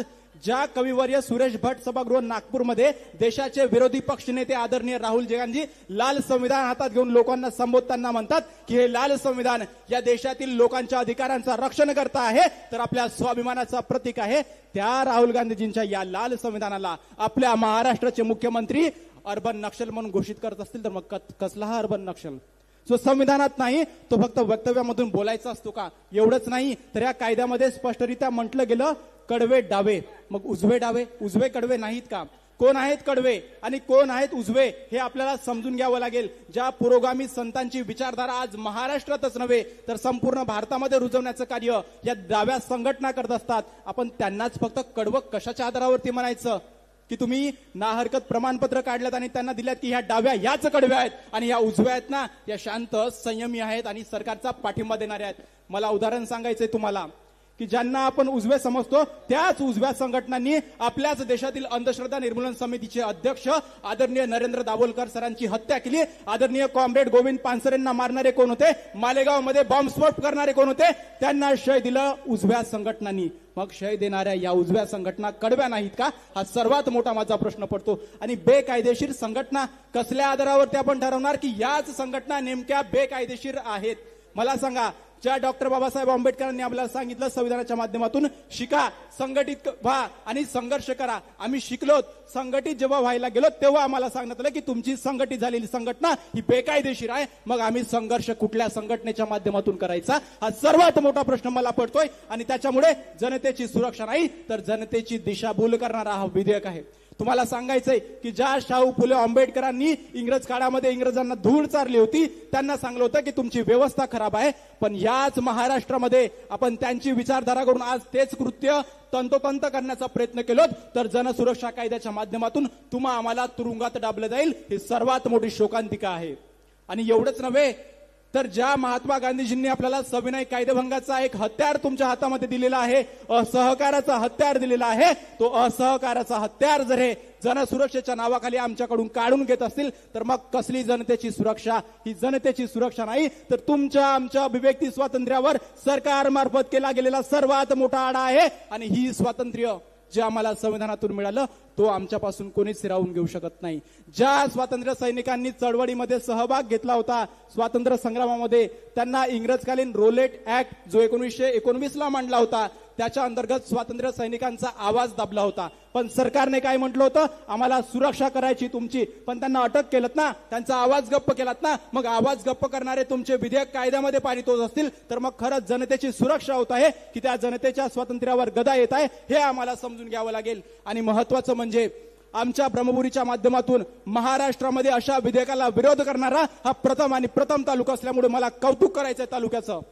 आज अंधश्रद्धा निर्मूलन समिती असेल अथवा इतर अनेक डाव्या संघटना असतील जे ह्या देशामध्ये विचारवंतांचे विचार पुरवित असतात, अशा विचारांना जर आपण कडवं म्हणत गेलोत आणि त्यांना बेकायदेशीर ठरवत गेलोत तर मला असं वाटतं या देशातील शेतकऱ्यांवर अन्याय दिवसेंदिवस वाढत जाईल. पत्रकारांना बोलता येणार नाही, लेखकाला लिहिता येणार नाही, कुठल्याच व्यक्तीला संविधानाने दिलेल्या कलम 19 आणि 21 अंतर्गत आपले मत मांडता येणार नाही. मग मला असं वाटतं की 1947 मध्ये मिळालेलं आपल्याला स्वातंत्र्य हा कसल्याच कामाचा नसणार ना. इंग्रजांनी आपल्यावरती प्रभुत्व निर्माण केलं, 150 वर्ष स्वातंत्र्य केलं, आपण त्यांच्या मनमर्जीनुसार जगलोत, पण आता आपण स्वातंत्र्य झालोत. पण आपल्या स्वातंत्र्य असणाऱ्या देशातील सरकार आम्हाला पुन्हा एकदा गुलामगिरीकडे वाटचाल करायला भाग पडत असेल तर माझा प्रश्न इथल्या जनतेला आहे, ही तुमची सुरक्षा आहे का? ही जनतेची सुरक्षा आहे का? हा जनसुरक्षेचा विधेयक कायद्यामध्ये रूपांतरित होईलच, पण मी तुम्हाला विश्वास देतो आम्ही विरोध करू. आणि ज्या पद्धतीने या सरकारनं शेतकऱ्यांविषयी असणारा काळा कायदा, कृषी कायदे मागे घेतलेत त्याच पद्धतीनं भविष्यात होणारा हा जनसुरक्षा कायदा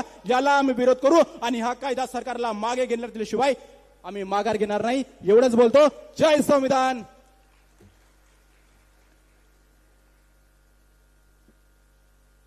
धन्यवाद. यानंतर ज्ञानदीप प्रशासकीय महाविद्यालय चौगान कडून विषयाच्या बाजूने काजल उईके.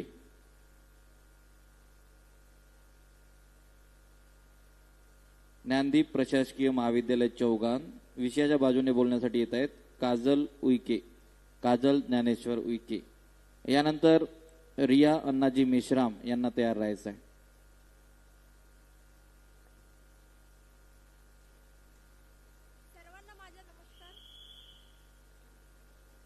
सर्वांना माझा नमस्कार. माझे नाव काजल ज्ञानेश्वर उईके. माझ्या कॉलेजचे नाव ज्ञानदीप प्रशासकीय महाविद्यालय चौगान. सेकंड इयरची विद्यार्थिनी आहे. माझ्या विषयाचे नाव आहे जन सुरक्षा विधेयक 2024. योग्य की अयोग्य? मी बोलणार आहे योग्य बाजूने. आपल्या समाजात सुरक्षेचा प्रश्न नेहमीच पडलेला असतो, नेहमीच राहिलेला आहे. कारण बदलत्या काळानुसार किंवा तंत्रज्ञानामुळे सायबर गुन्हे, दहशतवादी हल्ले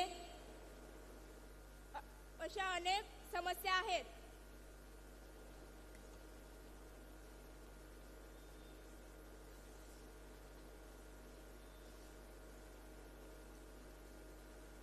तर पहिल्या मुद्द्याचे नाव आहे योग्य मत व सामाजिक स्थिरता.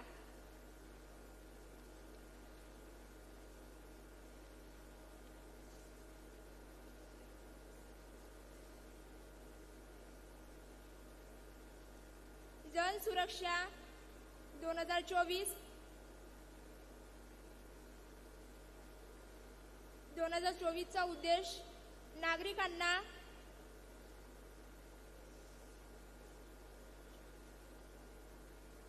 एवढे बोलून मी माझे 2 शब्द बंद करते.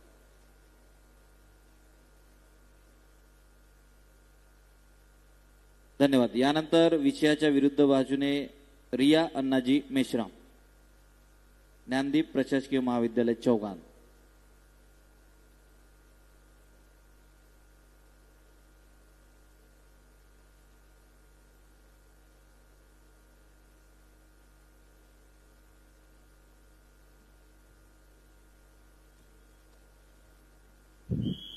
नमस्कार मित्रांनो, माझे पूर्ण नाव रिया अण्णाजी मेश्राम आहे. मी BSc फर्स्ट इयरची विद्यार्थिनी आहे. माझ्या कॉलेजचे पूर्ण नाव ज्ञानदीप प्रशासकीय महाविद्यालय चौगान आहे.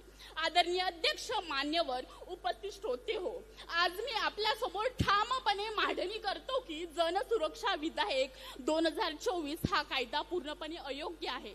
त्या अगोदर मी अभिवादन करते त्यांना ज्यांनी या देशामध्ये शांती, स्वातंत्र्यता, बंधुता आणि मानवतेचा संदेश या जगाला दिला. ते महाकारुणी तथागत भगवान गौतम बुद्ध, अरे अगदी मुठभर मावडे घेऊन भलं मोठं स्वराज्य निर्माण करणारे छत्रपती शिवाजी महाराज. अहो, प्रत्येकाच्या मनामनामध्ये, घराघरामध्ये शाळा व शिक्षण पेरणारे क्रांतीसूर्य महात्मा ज्योतिबा फुले. छत्रपती शिवाजी महाराजांचं स्वराज्य आपल्या डोळ्यासमोर ठेवून ते संविधानामध्ये मांडणारे भारतीय राज्यघटनेचे शिल्पकार डॉक्टर बाबासाहेब आंबेडकर, आरक्षणाचे जनक राजश्री शाहू महाराज, अशा सर्व महापुरुषांना प्रथमतः मी इथं विनम्र अभिवादन करते. आणि आज मी आपल्या समोर ठामपणे सांगू इच्छितो की जनसुरक्षा विधेयक हा कायदा पूर्णपणे अयोग्य आहे. मित्र, जनसुरक्षा विधेयक हा कायदा अयोग्य का आहे? पहिला मुद्दा आहे माझा अभिव्यक्तिक स्वातंत्र्यावर गदा. भारताचे संविधान प्रत्येक नागरिकाला विचार, मत, अभिव्यक्तिक व लेखनाचे स्वातंत्र्य देते, ते सुद्धा कलम 19 नुसार. परंतु मित्र हो, जनसुरक्षा कायदा वापरून सर्वसामान्य नागरिकाचा आवाज दाबला जातो. दुसरा माझा महत्वाचा मुद्दा आहे की निरपराधांना शिक्षा होण्याचा धोका. अहो मित्र, या कायद्यात फक्त शक्यतेच्या आधारावर एखाद्या व्यक्तीला अटक करण्याचा अधिकार अधिकाऱ्यांना दिलेला आहे. अहो, कोणतेही ठोस पुरावे नसताना त्या व्यक्तीला तुरुंगात जाणे ही अन्यायकारक बाब आहे. अहो मित्र, त्या व्यक्तीची आयुष्यभराची बदनामी तर तेवढीच होते, अरे पण नुकसान सुद्धा तेवढीच होते. तिसरा माझा महत्वाचा मुद्दा आहे की विरोधक दाबण्यासाठी शस्त्र, सत्ताधारी पक्ष, विरोधी पक्ष नेते, पत्रकार हे जनसुरक्षा विधेयक या कायद्याचे चौथे स्तंभ मानले जातात. चौथा माझा मुद्दा आहे की न्याय प्रक्रियेवर अन्याय. मित्र, या कायद्यात फक्त शक्यतेच्या आधारावर महिनोन्महिनी एखाद्या व्यक्तीला अटक करण्याचा अधिकार अधिकाऱ्यांना दिलेला आहे. जरी एखादा व्यक्ती तुरुंगात गेला तरी पण त्याला महिनोन्महिनी तुरुंगात राहावं लागतं. पाचवा माझा मुद्दा आहे की भीती व दहशत. या कायद्यामुळे समाजामध्ये एक भीतीचं वातावरण तयार होतं. एवढे बोलून इथंच थांबतो. धन्यवाद.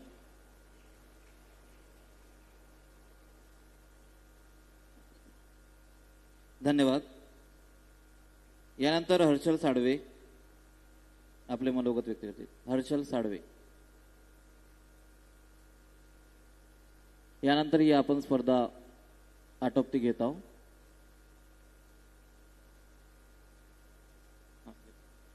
यानंतर जे पहिले स्पर्धक होते योग्य आणि अयोग्य यांना तयार राहायचं आहे.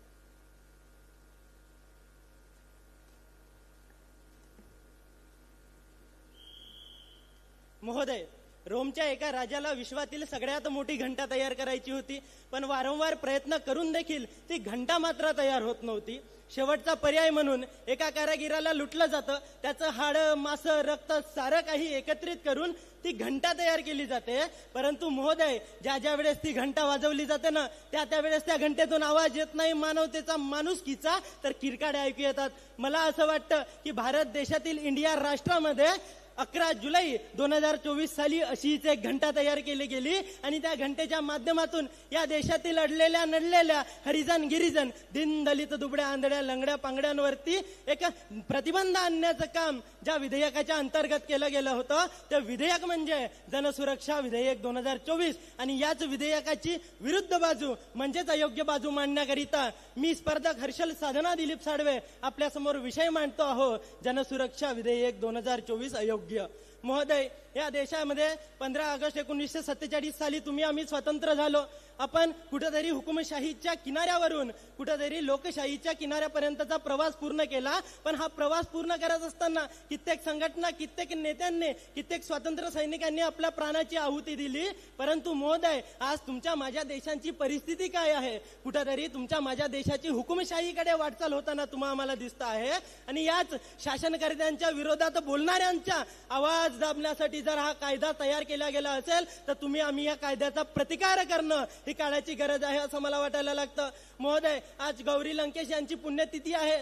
या देशातील राज्यघटनेतील कलम 19 तुम्हा आम्हाला अभिव्यक्ती स्वातंत्र्याचा अधिकार देतं, परंतु त्याच अभिव्यक्ती स्वातंत्र्याच्या अंतर्गत या देशातील व्यवस्थेच्या विरोधात विचार मांडणारे गौरी लंकेश असो, पानसरे असो, दाभोळकर असो किंवा कुलबर्गी असो, यांच्यासारख्या लोकांचा जर आवाज दाबला गेला जात असेल तर कुठेतरी या देशामध्ये एक कवी फार सुंदर शब्दामध्ये बोलतो की आहे कसे म्हणावे या देशात लोकशाही, खुर्चींमध्ये खुन्याचे बसले खुले शिपाही, निष्पाप माणसांना हे घालतात गोड्या सर, निष्पाप माणसांना हे घालतात गोड्या, न सत्कार चोरट्यांचे घेतात राजेशाही. अशी परिस्थिती आज तुमच्या माझ्या देशामध्ये तयार झाली आहे. कुठेतरी संविधानातील कलम 26 ते 29 तुम्हा आम्हाला धार्मिक स्वातंत्र्याचा अधिकार देतं, पण त्याच धार्मिक स्वातंत्र्याच्या अंतर्गत जर तुमच्या आमच्या देशातील मुस्लिम बांधव किंवा कोणत्याही समाजाचा बांधव त्यांच्या जर समाजाची एखादी संघटना जर तयार करून या शासनाच्या विरोधात जर प्रश्न विचारण्याचं काम जर करत असेल तर त्यांचा सरळ सरळ गळा दाबण्यासाठी हा जनसुरक्षा विधेयक 2024 ची स्थापना केली गेली आहे आणि हा विधेयक मांडला गेला आहे.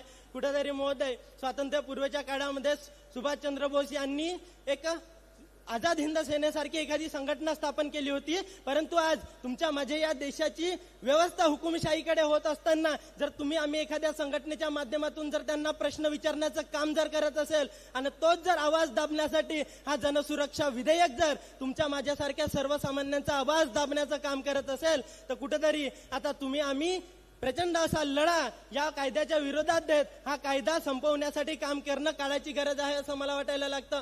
महोदय, या देशामध्ये आज कुठेतरी तुमची माझी वाटचाल हुकुमशाहीकडे होताना दिसत आहे. तुमच्या माझ्या देशातील जे शासकीय बांधव आहे, शासकीय सेवेतील बांधव आहे, त्यांची काय परिस्थिती आहे? जर एखादा शासकीय बांधव जर असेल, त्याच्या घरासमोर रस्त्याचं काम जर सुरू असेल तर तो विचारू शकत नाही की निकृष्ट दर्जाचं काम का सुरू आहे. त्याला हेच म्हणावं लागेल की एवढा सुंदर रस्ता मी माझ्या आयुष्यात पाहिला नाही. अशी जर एक वर्णवादी व्यवस्था आणि कुठेतरी दबावशाहीची व्यवस्था जर तुमच्या माझ्या देशामध्ये सर्वसामान्य जनतेवरती झाली असेल तर कुठेतरी आता हे व्यवस्था मोडून काढत तुम्ही आम्ही लढा देणं काढायची गरज आहे असं मला वाटायला लागतं. आणि इतकंच नाही तर या देशामध्ये पत्रकारिता हा चौथा स्तंभ मानला जातो महोदय, परंतु याच पत्रकारिता दाबण्याकरिता कुठेतरी पहिल्याच्या काळातले पत्रकार ही जनसामान्यांची समस्या शासन व्यवस्थेपुढे मांडण्याचं काम करत होते आणि शासनाने दिलेली उत्तरं मात्र सर्वसामान्यांपर्यंत घेऊन आणण्याचं काम पत्रकार करत होते. परंतु आज एक पत्रकार बोलतो या तो बच्चलन हवाओं का रुख मोड़ दूंगा या खुद को वानी पुत्र कहलाना छोड़ दूंगा, या तो बच्चलन हवाओं का रुख मोड़ दूंगा या खुद को वानी पुत्र कहलाना छोड़ दूंगा, जिस दिन भी सच बोलने से लड़खड़ाएगी मेरी कलम कागज को फाड़ दूंगा, कलम को तोड़ दूंगा. अशा प्रकारची जर व्यवस्था तुमच्या माझ्या या देशामध्ये तयार झाली असेल तर कुठेतरी आता सक्षम असं बंड करणं तुम्ही आम्ही काळाची गरज आहे असं मला वाटायला लागतं. महोदय, परवा हैदराबाद गॅजेटच्या अंतर्गत मराठ्यांना ओबीसीचे प्रमाणपत्र देण्याचं एक GR शासनाने काढलं, पण याच GRच्या विरोधात जर तुमच्या माझ्यासारख्या ओबीसी समाजाने एखादी संघटना जर तयार केली आणि याच्या विरोधात शासनाला जर प्रश्न विचारण्याचं काम केलं तर शासन व्यवस्था तुम्हा आम्हाला देखील उद्या देशद्रोही ठरवू शकते. हे जर या कायद्याच्या माध्यमातून होत असेल तर हा कायदा आता मोडीत काढणं काढायची गरज आहे असं मला वाटायला लागतं. आताच बोलता बोलता आमचे प्रतिस्पर्धी बोलत होते की हा जनसुरक्षा विधेयक नक्षलवाद्यांच्या बंदोबस्तासाठी केलं गेलं आहे, परंतु या देशातील जगातलं सर्वात श्रेष्ठ असं संविधान या समस्यांवरती आधीच कायदे करून आहे. हे सगळे कायदे असताना हा हुकुमशाहीचा आणि दडपशाहीचा कायदा हा मोडून काढत तुम्ही आम्ही लढा देणं काढायची गरज आहे. इतकाच माफक आशावाद व्यक्त करतो आणि समस्त व्यासपीठाची रजा घेतो. धन्यवाद.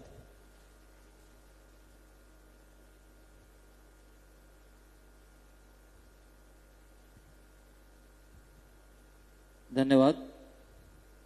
यानंतर या कार्यक्रमाचं शेवट आपण जे पहिले 2 विद्यार्थी होते जे योग्य आणि अयोग्य बोलले होते त्यांचे जे 2 मिनिट आपण राखीव ठेवले होते ते आता घेत आहोत. विषयाच्या बाजूने म्हणजे योग्य बाजूने बोलण्याकरिता मी पुन्हा एकदा आमंत्रित करीत आहोत अनिकेत महाजन.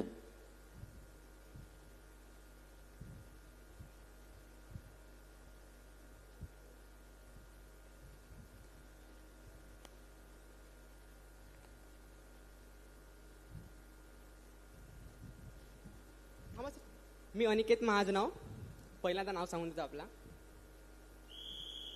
माझ्या मान्यवर विरोधकांनी काही शंका मांडल्या, पण त्या शंका ऐकून मला एकच प्रश्न पडला, आपण समाजाला सुरक्षित ठेवायचं तर गुन्हेगारांचं काय, आणि जर गुन्हेगार सुरक्षित राहतील तर समाज कधी सुरक्षित राहू शकेल का. माझ्या मान्यवर प्रतिस्पर्धी मित्राने म्हटलं की हा कायदा स्वातंत्र्याचा गळा कापतो.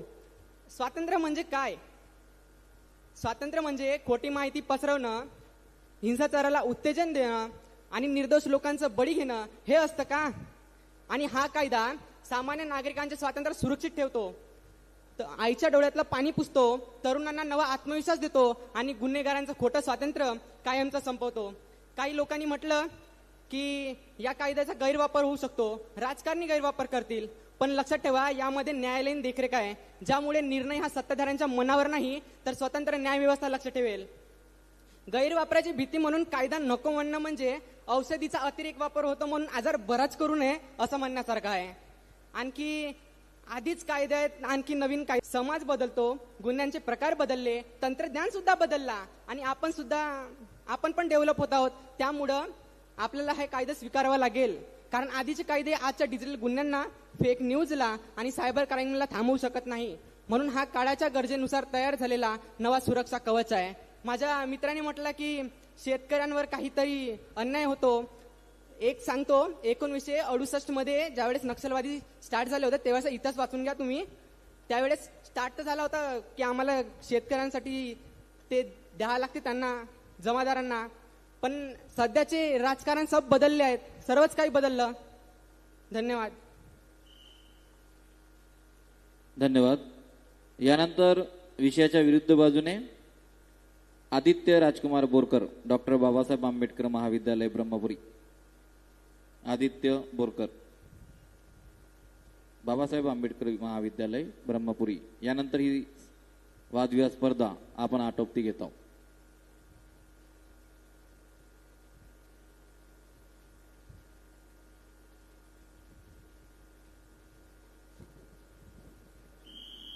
सर्वांना जय महाराष्ट्र. या ठिकाणी नक्षलवाद व अर्बन नक्षलवाद ही एका माझ्या प्रतिवादी मित्रांनी शब्दावली उल्लेखित केली, पण त्या विधेयकामध्ये नक्षलवाद व अर्बन नक्षलवाद हे दोनही शब्द नसून तिथे बेकायदेशीर रित्या केलेले कृत्य असा उल्लेख केलेला आहे. आणि एक दुसरा प्रतिवादी मित्र म्हणून जातो की हा कायदा जनांच्या सुरक्षेसाठी केलेला जनसुरक्षा विधेयक आहे. पण माझं असं मत आहे की हा कायदा जनसुरक्षा विधेयक नसून हा जनतेची दशा करणारा कायदा आहे. तर एक उदाहरण सांगायचं झालं, शेतकऱ्यांचं उदाहरण.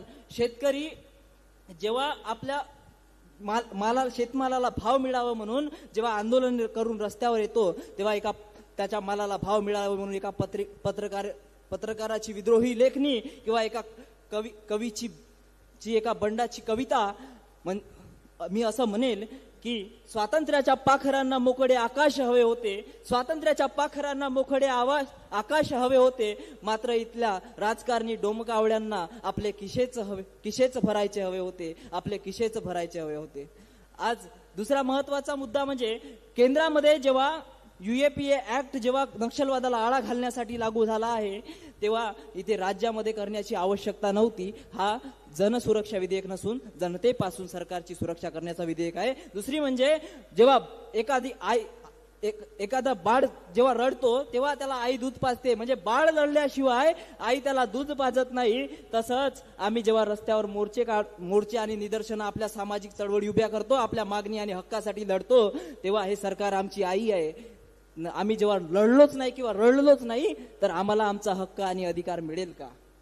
दुसरी महत्वाची गोष्ट, जेव्हा हा कायदा संविधानावर किंवा जनसामान्याच्या अधिकारांवर आणि हक्कांवर खाला घालत असेल आणि संविधानाला मारक ठरत असेल, तर हा जनसुरक्षा कायदा, मी या मंचावरून ठामपणे सांगू इच्छितो की हा कायदा जनतेच्या हितार्थ असू शकत नाही. धन्यवाद. जय संविधान, जय महाराष्ट्र. धन्यवाद. या स्पर्धेमध्ये सहभागी होणाऱ्या सर्व स्पर्धकांचं आम्ही आभार व्यक्त करीत आहोत. तसेच आजच्या या कार्यक्रमाचे जे परीक्षक आहेत त्यांना सुद्धा निवेदन आहे की त्यांनी या स्पर्धेचा निकाल लगेच तयार करावा. स्पर्धेचा निकाल होतपर्यंत मी जयश्री कुथे यांना विनंती करतो की त्यांनी मंचावर येऊन आपले मनोगत व्यक्त करावे. जयश्री कुथे. स्पर्धा संपलेली आहे.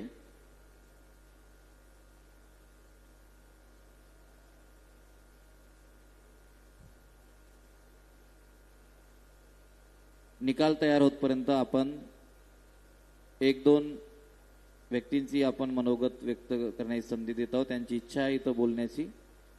काही कारणास्तव स्पर्धेत सहभागी होऊ शकत नाही.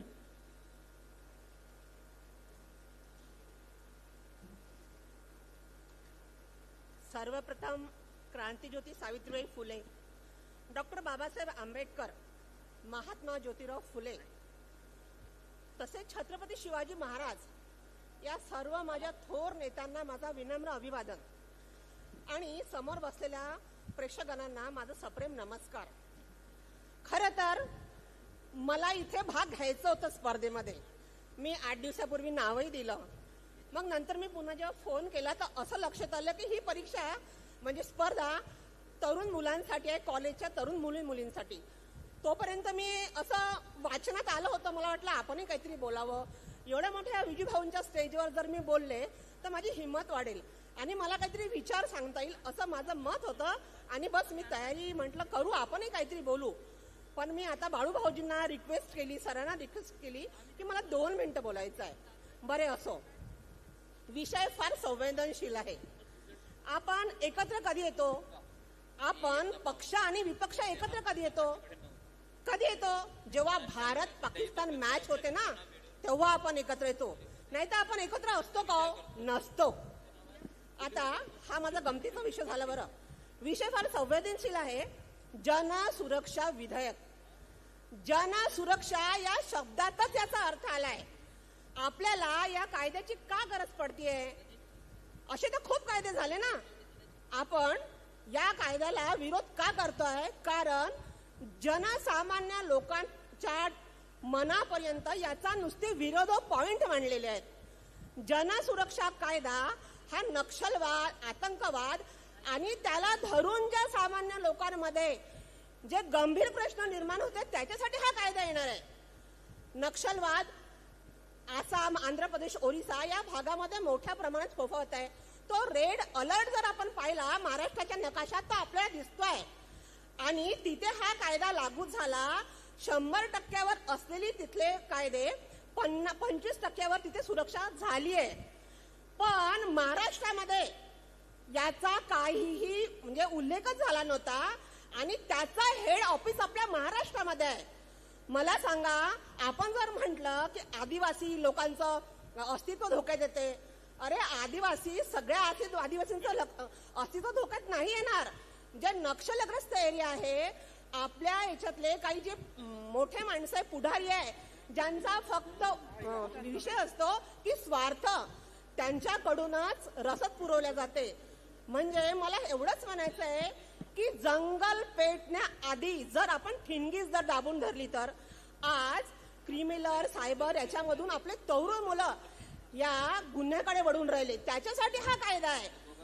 पहलगाम आणि पुलवामा अटॅक झाला तेव्हा सुरक्षा कायदा नव्हता का? होता.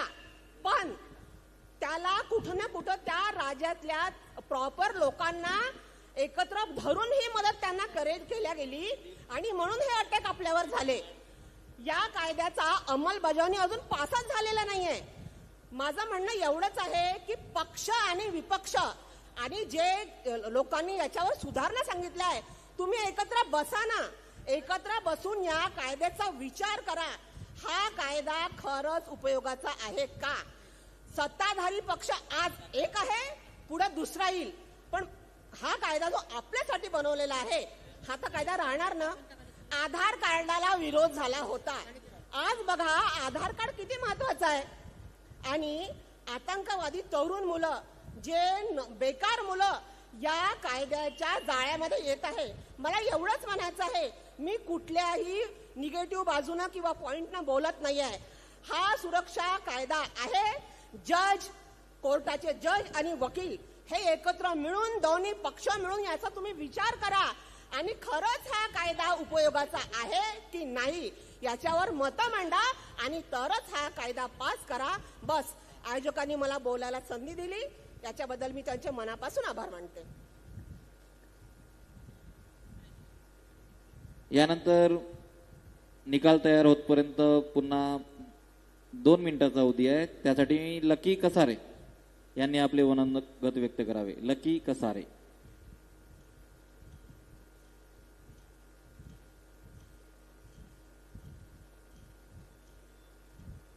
तेजस दोनाडकर आणि गणेश बगमारे यांनी कृपया स्टेजकडे यावं. स्पर्धा संपली असून सुद्धा मला बोलण्याची संधी दिल्याबद्दल आयोजकाचं मी मनपूर्वक हार्दिक आभार करतो. जनसुरक्षा विधेयक कायदा हा बेकायदेशीर आहे आणि घटना मिरवली आहे. याची अंमलबजावणी करायची असेल तर अमेरिकेत सुद्धा आणि भारतामध्ये सुद्धा RSS हे इल्लीगल आहे, बेकायदेशीर आहे, बंदी आहे त्याला. पण राष्ट्रीय संरक्षण संघ भारतीय संविधान मानत नाही. शहरी नक्षलवादी हार्टिफाईन केलेले नाही. हे बिल अनकॉन्स्टिट्युशनल आहे. देवेंद्र फडणवीस यांनी प्रिव्हेन्शनचं मराठीकरण सुरक्षा केलेलं आहे. पण सुरक्षा म्हणजे तर सिक्युरिटी होते, पण तो संपूर्ण कायदा जर आपण वाचला तर त्याच्यामध्ये सुरक्षापेक्षा प्रिव्हेन्शनला जास्त महत्व दिलेलं आहे. आणि आता संशय घ्यायला सुरुवात होते. मला एवढं सांगा की आपल्या भारतामध्ये केंद्र शासनानं BLSS आणि BNSS असे 2 कायदे केले असून सुद्धा तिसऱ्या कायद्याची गरज पडलीच का? आणि दुसरं म्हणजे अर्बन नक्षलवाद. देवेंद्र फडणवीस म्हणतात की हा कायदा नक्षलवादाशी संबंधित आहे. अरे हो, नक्षलवादाशी संबंधित आहे, पण नक्षलवादी म्हणजे कोण? नक्षलवादी म्हणजे आपलेच भाऊ बांधव. राज्यघटनेमध्ये ही तरतूद केली असूनही आपण आदिवासी काउन्सिल हे कधीच उभं केलेलं नाही आणि त्याला आपण उभं राहू दिलं सुद्धा नाही. सरकार त्याची जमीन, त्याचं जंगल, त्याची पाणी आणि मेन म्हणजे त्यांचे जंगलातले खनिज हे चोरण्यासाठी त्याला विस्थापित अपनास्त करताय, ते सुद्धा याच कायद्यामधून. आणि मला एक म्हणावंसं वाटते की कोणत्याही माणसाला फाशी देण्यासाठी किंवा त्याच्यावर कोणत्याही कारवाया करण्यासाठी संविधानानं अधिकार कोर्टाला दिलाय.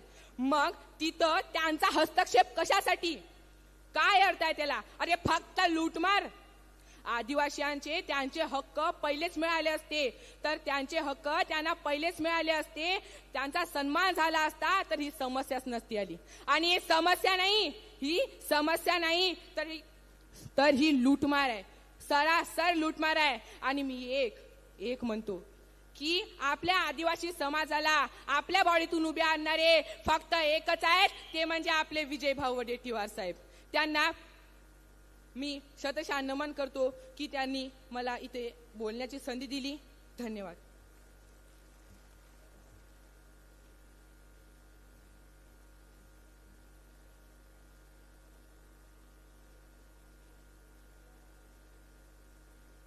धन्यवाद. यानंतर आपण थोड्याच वेळात बक्षीस वितरणाचा कार्यक्रम सुरू करत आहोत. तत्पूर्वी आपल्या या कार्यक्रमाचे प्रमुख पाहुणे माननीय कल्पनाताई गेडाम यांना मी विनंती करतो की त्यांनी या संबंधी स्पर्धकांना शुभेच्छापर 2 शब्द सांगावे. माननीय कल्पनाताई गेडाम.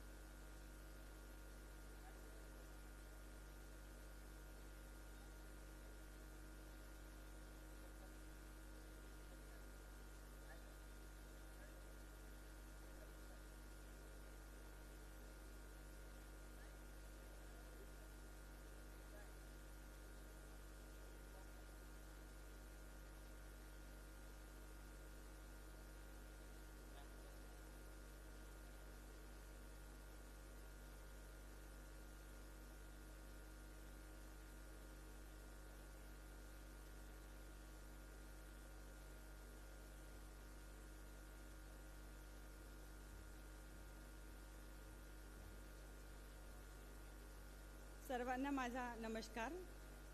अगदी वेळेवर मला बोलायला म्हटलं सूरजनी, माझ्याजवळ काही तयार नाही आहे, पण तरीही आणि मी उशिरा आली त्याच्यामुळे मी सगळ्या स्पर्धकांचं ऐकलं पण नाही.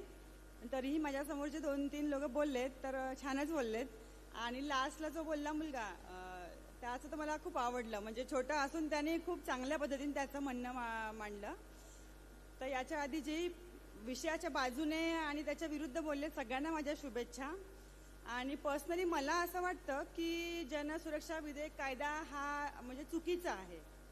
म्हणजे हा माझ्यासारख्या सामान्य व्यक्तीला, म्हणजे जशी मी कविता लिहिते किंवा मी कथा लेख याच्यातून आपल्या समाजात घडणाऱ्या गोष्टी मांडते, तर उद्या जाऊन याच्यामुळे मला सुद्धा धोका असू शकतो की मला एका ज्वलंत प्रश्नावर लिहायचं आहे, तर हा कायदा माझ्या सुद्धा गळचेपी करायसाठी पुढे येईल. तर म्हणून मला पर्सनली वाटतं की हा चुकीचा आहे. आणि जसं म्हटलं की जल जंगल जमीन ही आदिवासींची आहे आणि त्यांचीच राहायला पाहिजे. पण आपण बघतो आहे की आता सध्या आपल्या गडचिरोलीमध्ये काय घडतंय. गडचिरोली जिल्ह्यात तिथल्या ज्या खाणी जिथे मिळाल्यात त्याच्यासाठी जे सुरू आहे सध्या आपल्या सरकारचं, तर त्याच्यासाठी म्हणून हा स्पेशली आणलेला कायदा आहे असं माझं व्यक्तिगत मत आहे. आणि म्हणून आता तिकडे विमानतळ काय आणि रस्ता काय सगळं सोयी होत आहेत. बऱ्याच लोकांना माहिती नाही आहे की गडचिरोलीला विमानतळासाठी म्हणून काही शेतकऱ्यांच्या पिकाऊ जमिनी घेतल्या जाणार आहेत. त्यासाठी काही म्हणजे त्या शेतकऱ्यांनी आंदोलनं वगैरे केली, पण त्याची कुठेच पेपरमध्ये बातमी नव्हती किंवा काहीच नव्हती. नंतर मला मुंबईवरून माझ्या एका पत्रकार मैत्रिणीचा फोन आला की तू इकडे राहते बा, तर या व्यक्तीला तू ओळखते का. म्हणजे ओळखत नाही पण एका फोनवर माहीत होऊन जाईल. तर ती तिथून त्यांचा इंटरव्ह्यू घ्यायला आली, पण नंतर काय झालं, द हिंदूची पत्रकार होती, काहीच कळलं नाही. तर हे असे वरवरचे लागे बांधे आणि सगळं त्या कायद्याशी सगळं हे जुळून आहे. तर ज्यांना वाटतं की ते योग्य आहे आणि ज्यांना वाटतं अयोग्य, पण शेवटी एक दिवस असा येईल की आपल्याला याच्यावरती पस्तावाच लागणार आहे. आणि या सगळ्या ह्याच्यातून हेच म्हणायचं आहे की नागरिकांनी सक्षम व्हा, तुमच्या डोक्याने बुद्धीने विचार करून कुठल्याही गोष्टीला सपोर्ट करा. थँक्यू.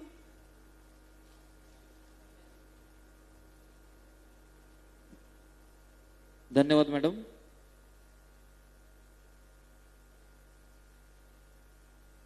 यानंतर सर्व प्रमुख पाहुणे यांचं आम्ही पुनश्च एकदा आभार व्यक्त करीत आहोत. यानंतर मोंटूभाऊ पिलारे 2 मिनिटांमध्ये आपले मनोगत व्यक्त करतील. त्यानंतर लगेच आम्ही बक्षीस वितरण सुरुवात करीत आहोत. मोंटूजी पिलारे, अवघे 2 मिनिट आपल्याकडे शिल्लक आहे. भाऊरावजी राऊत सर, 2 मिनिटासाठी आपण या स्पर्धकांना थोडं मार्गदर्शन करावं.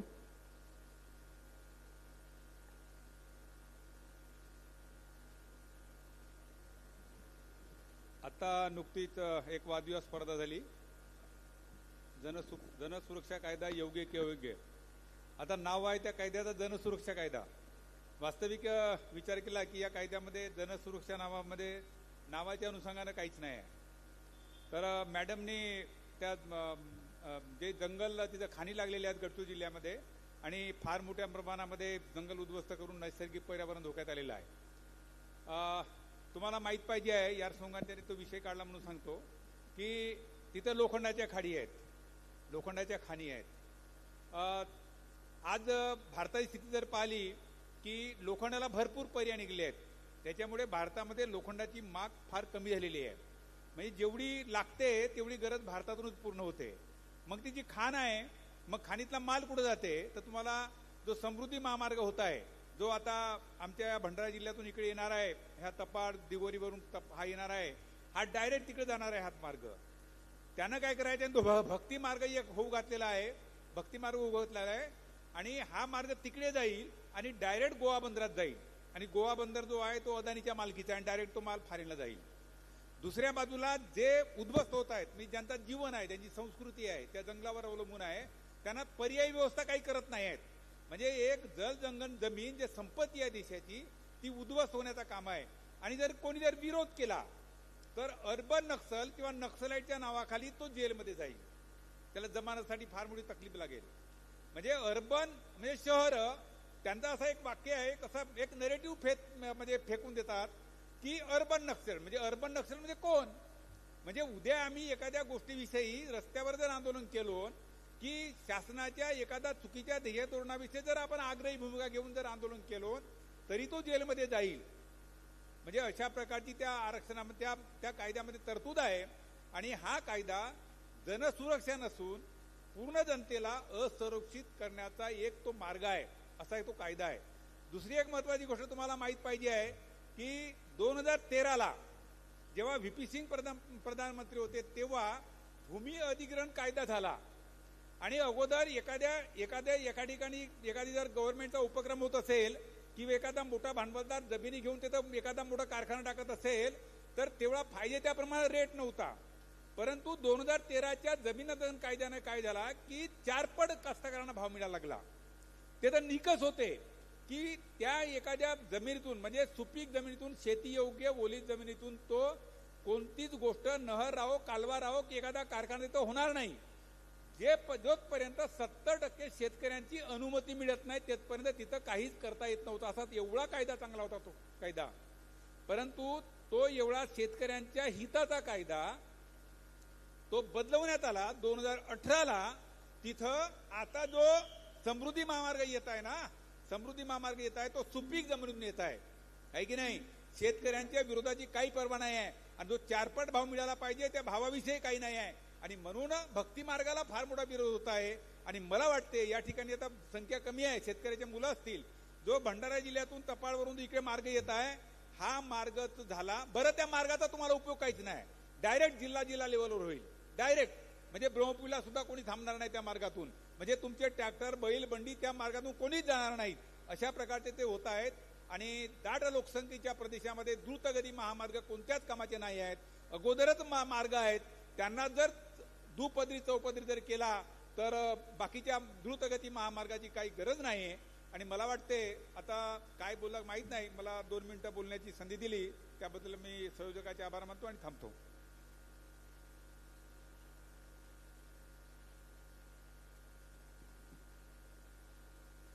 धन्यवाद सर.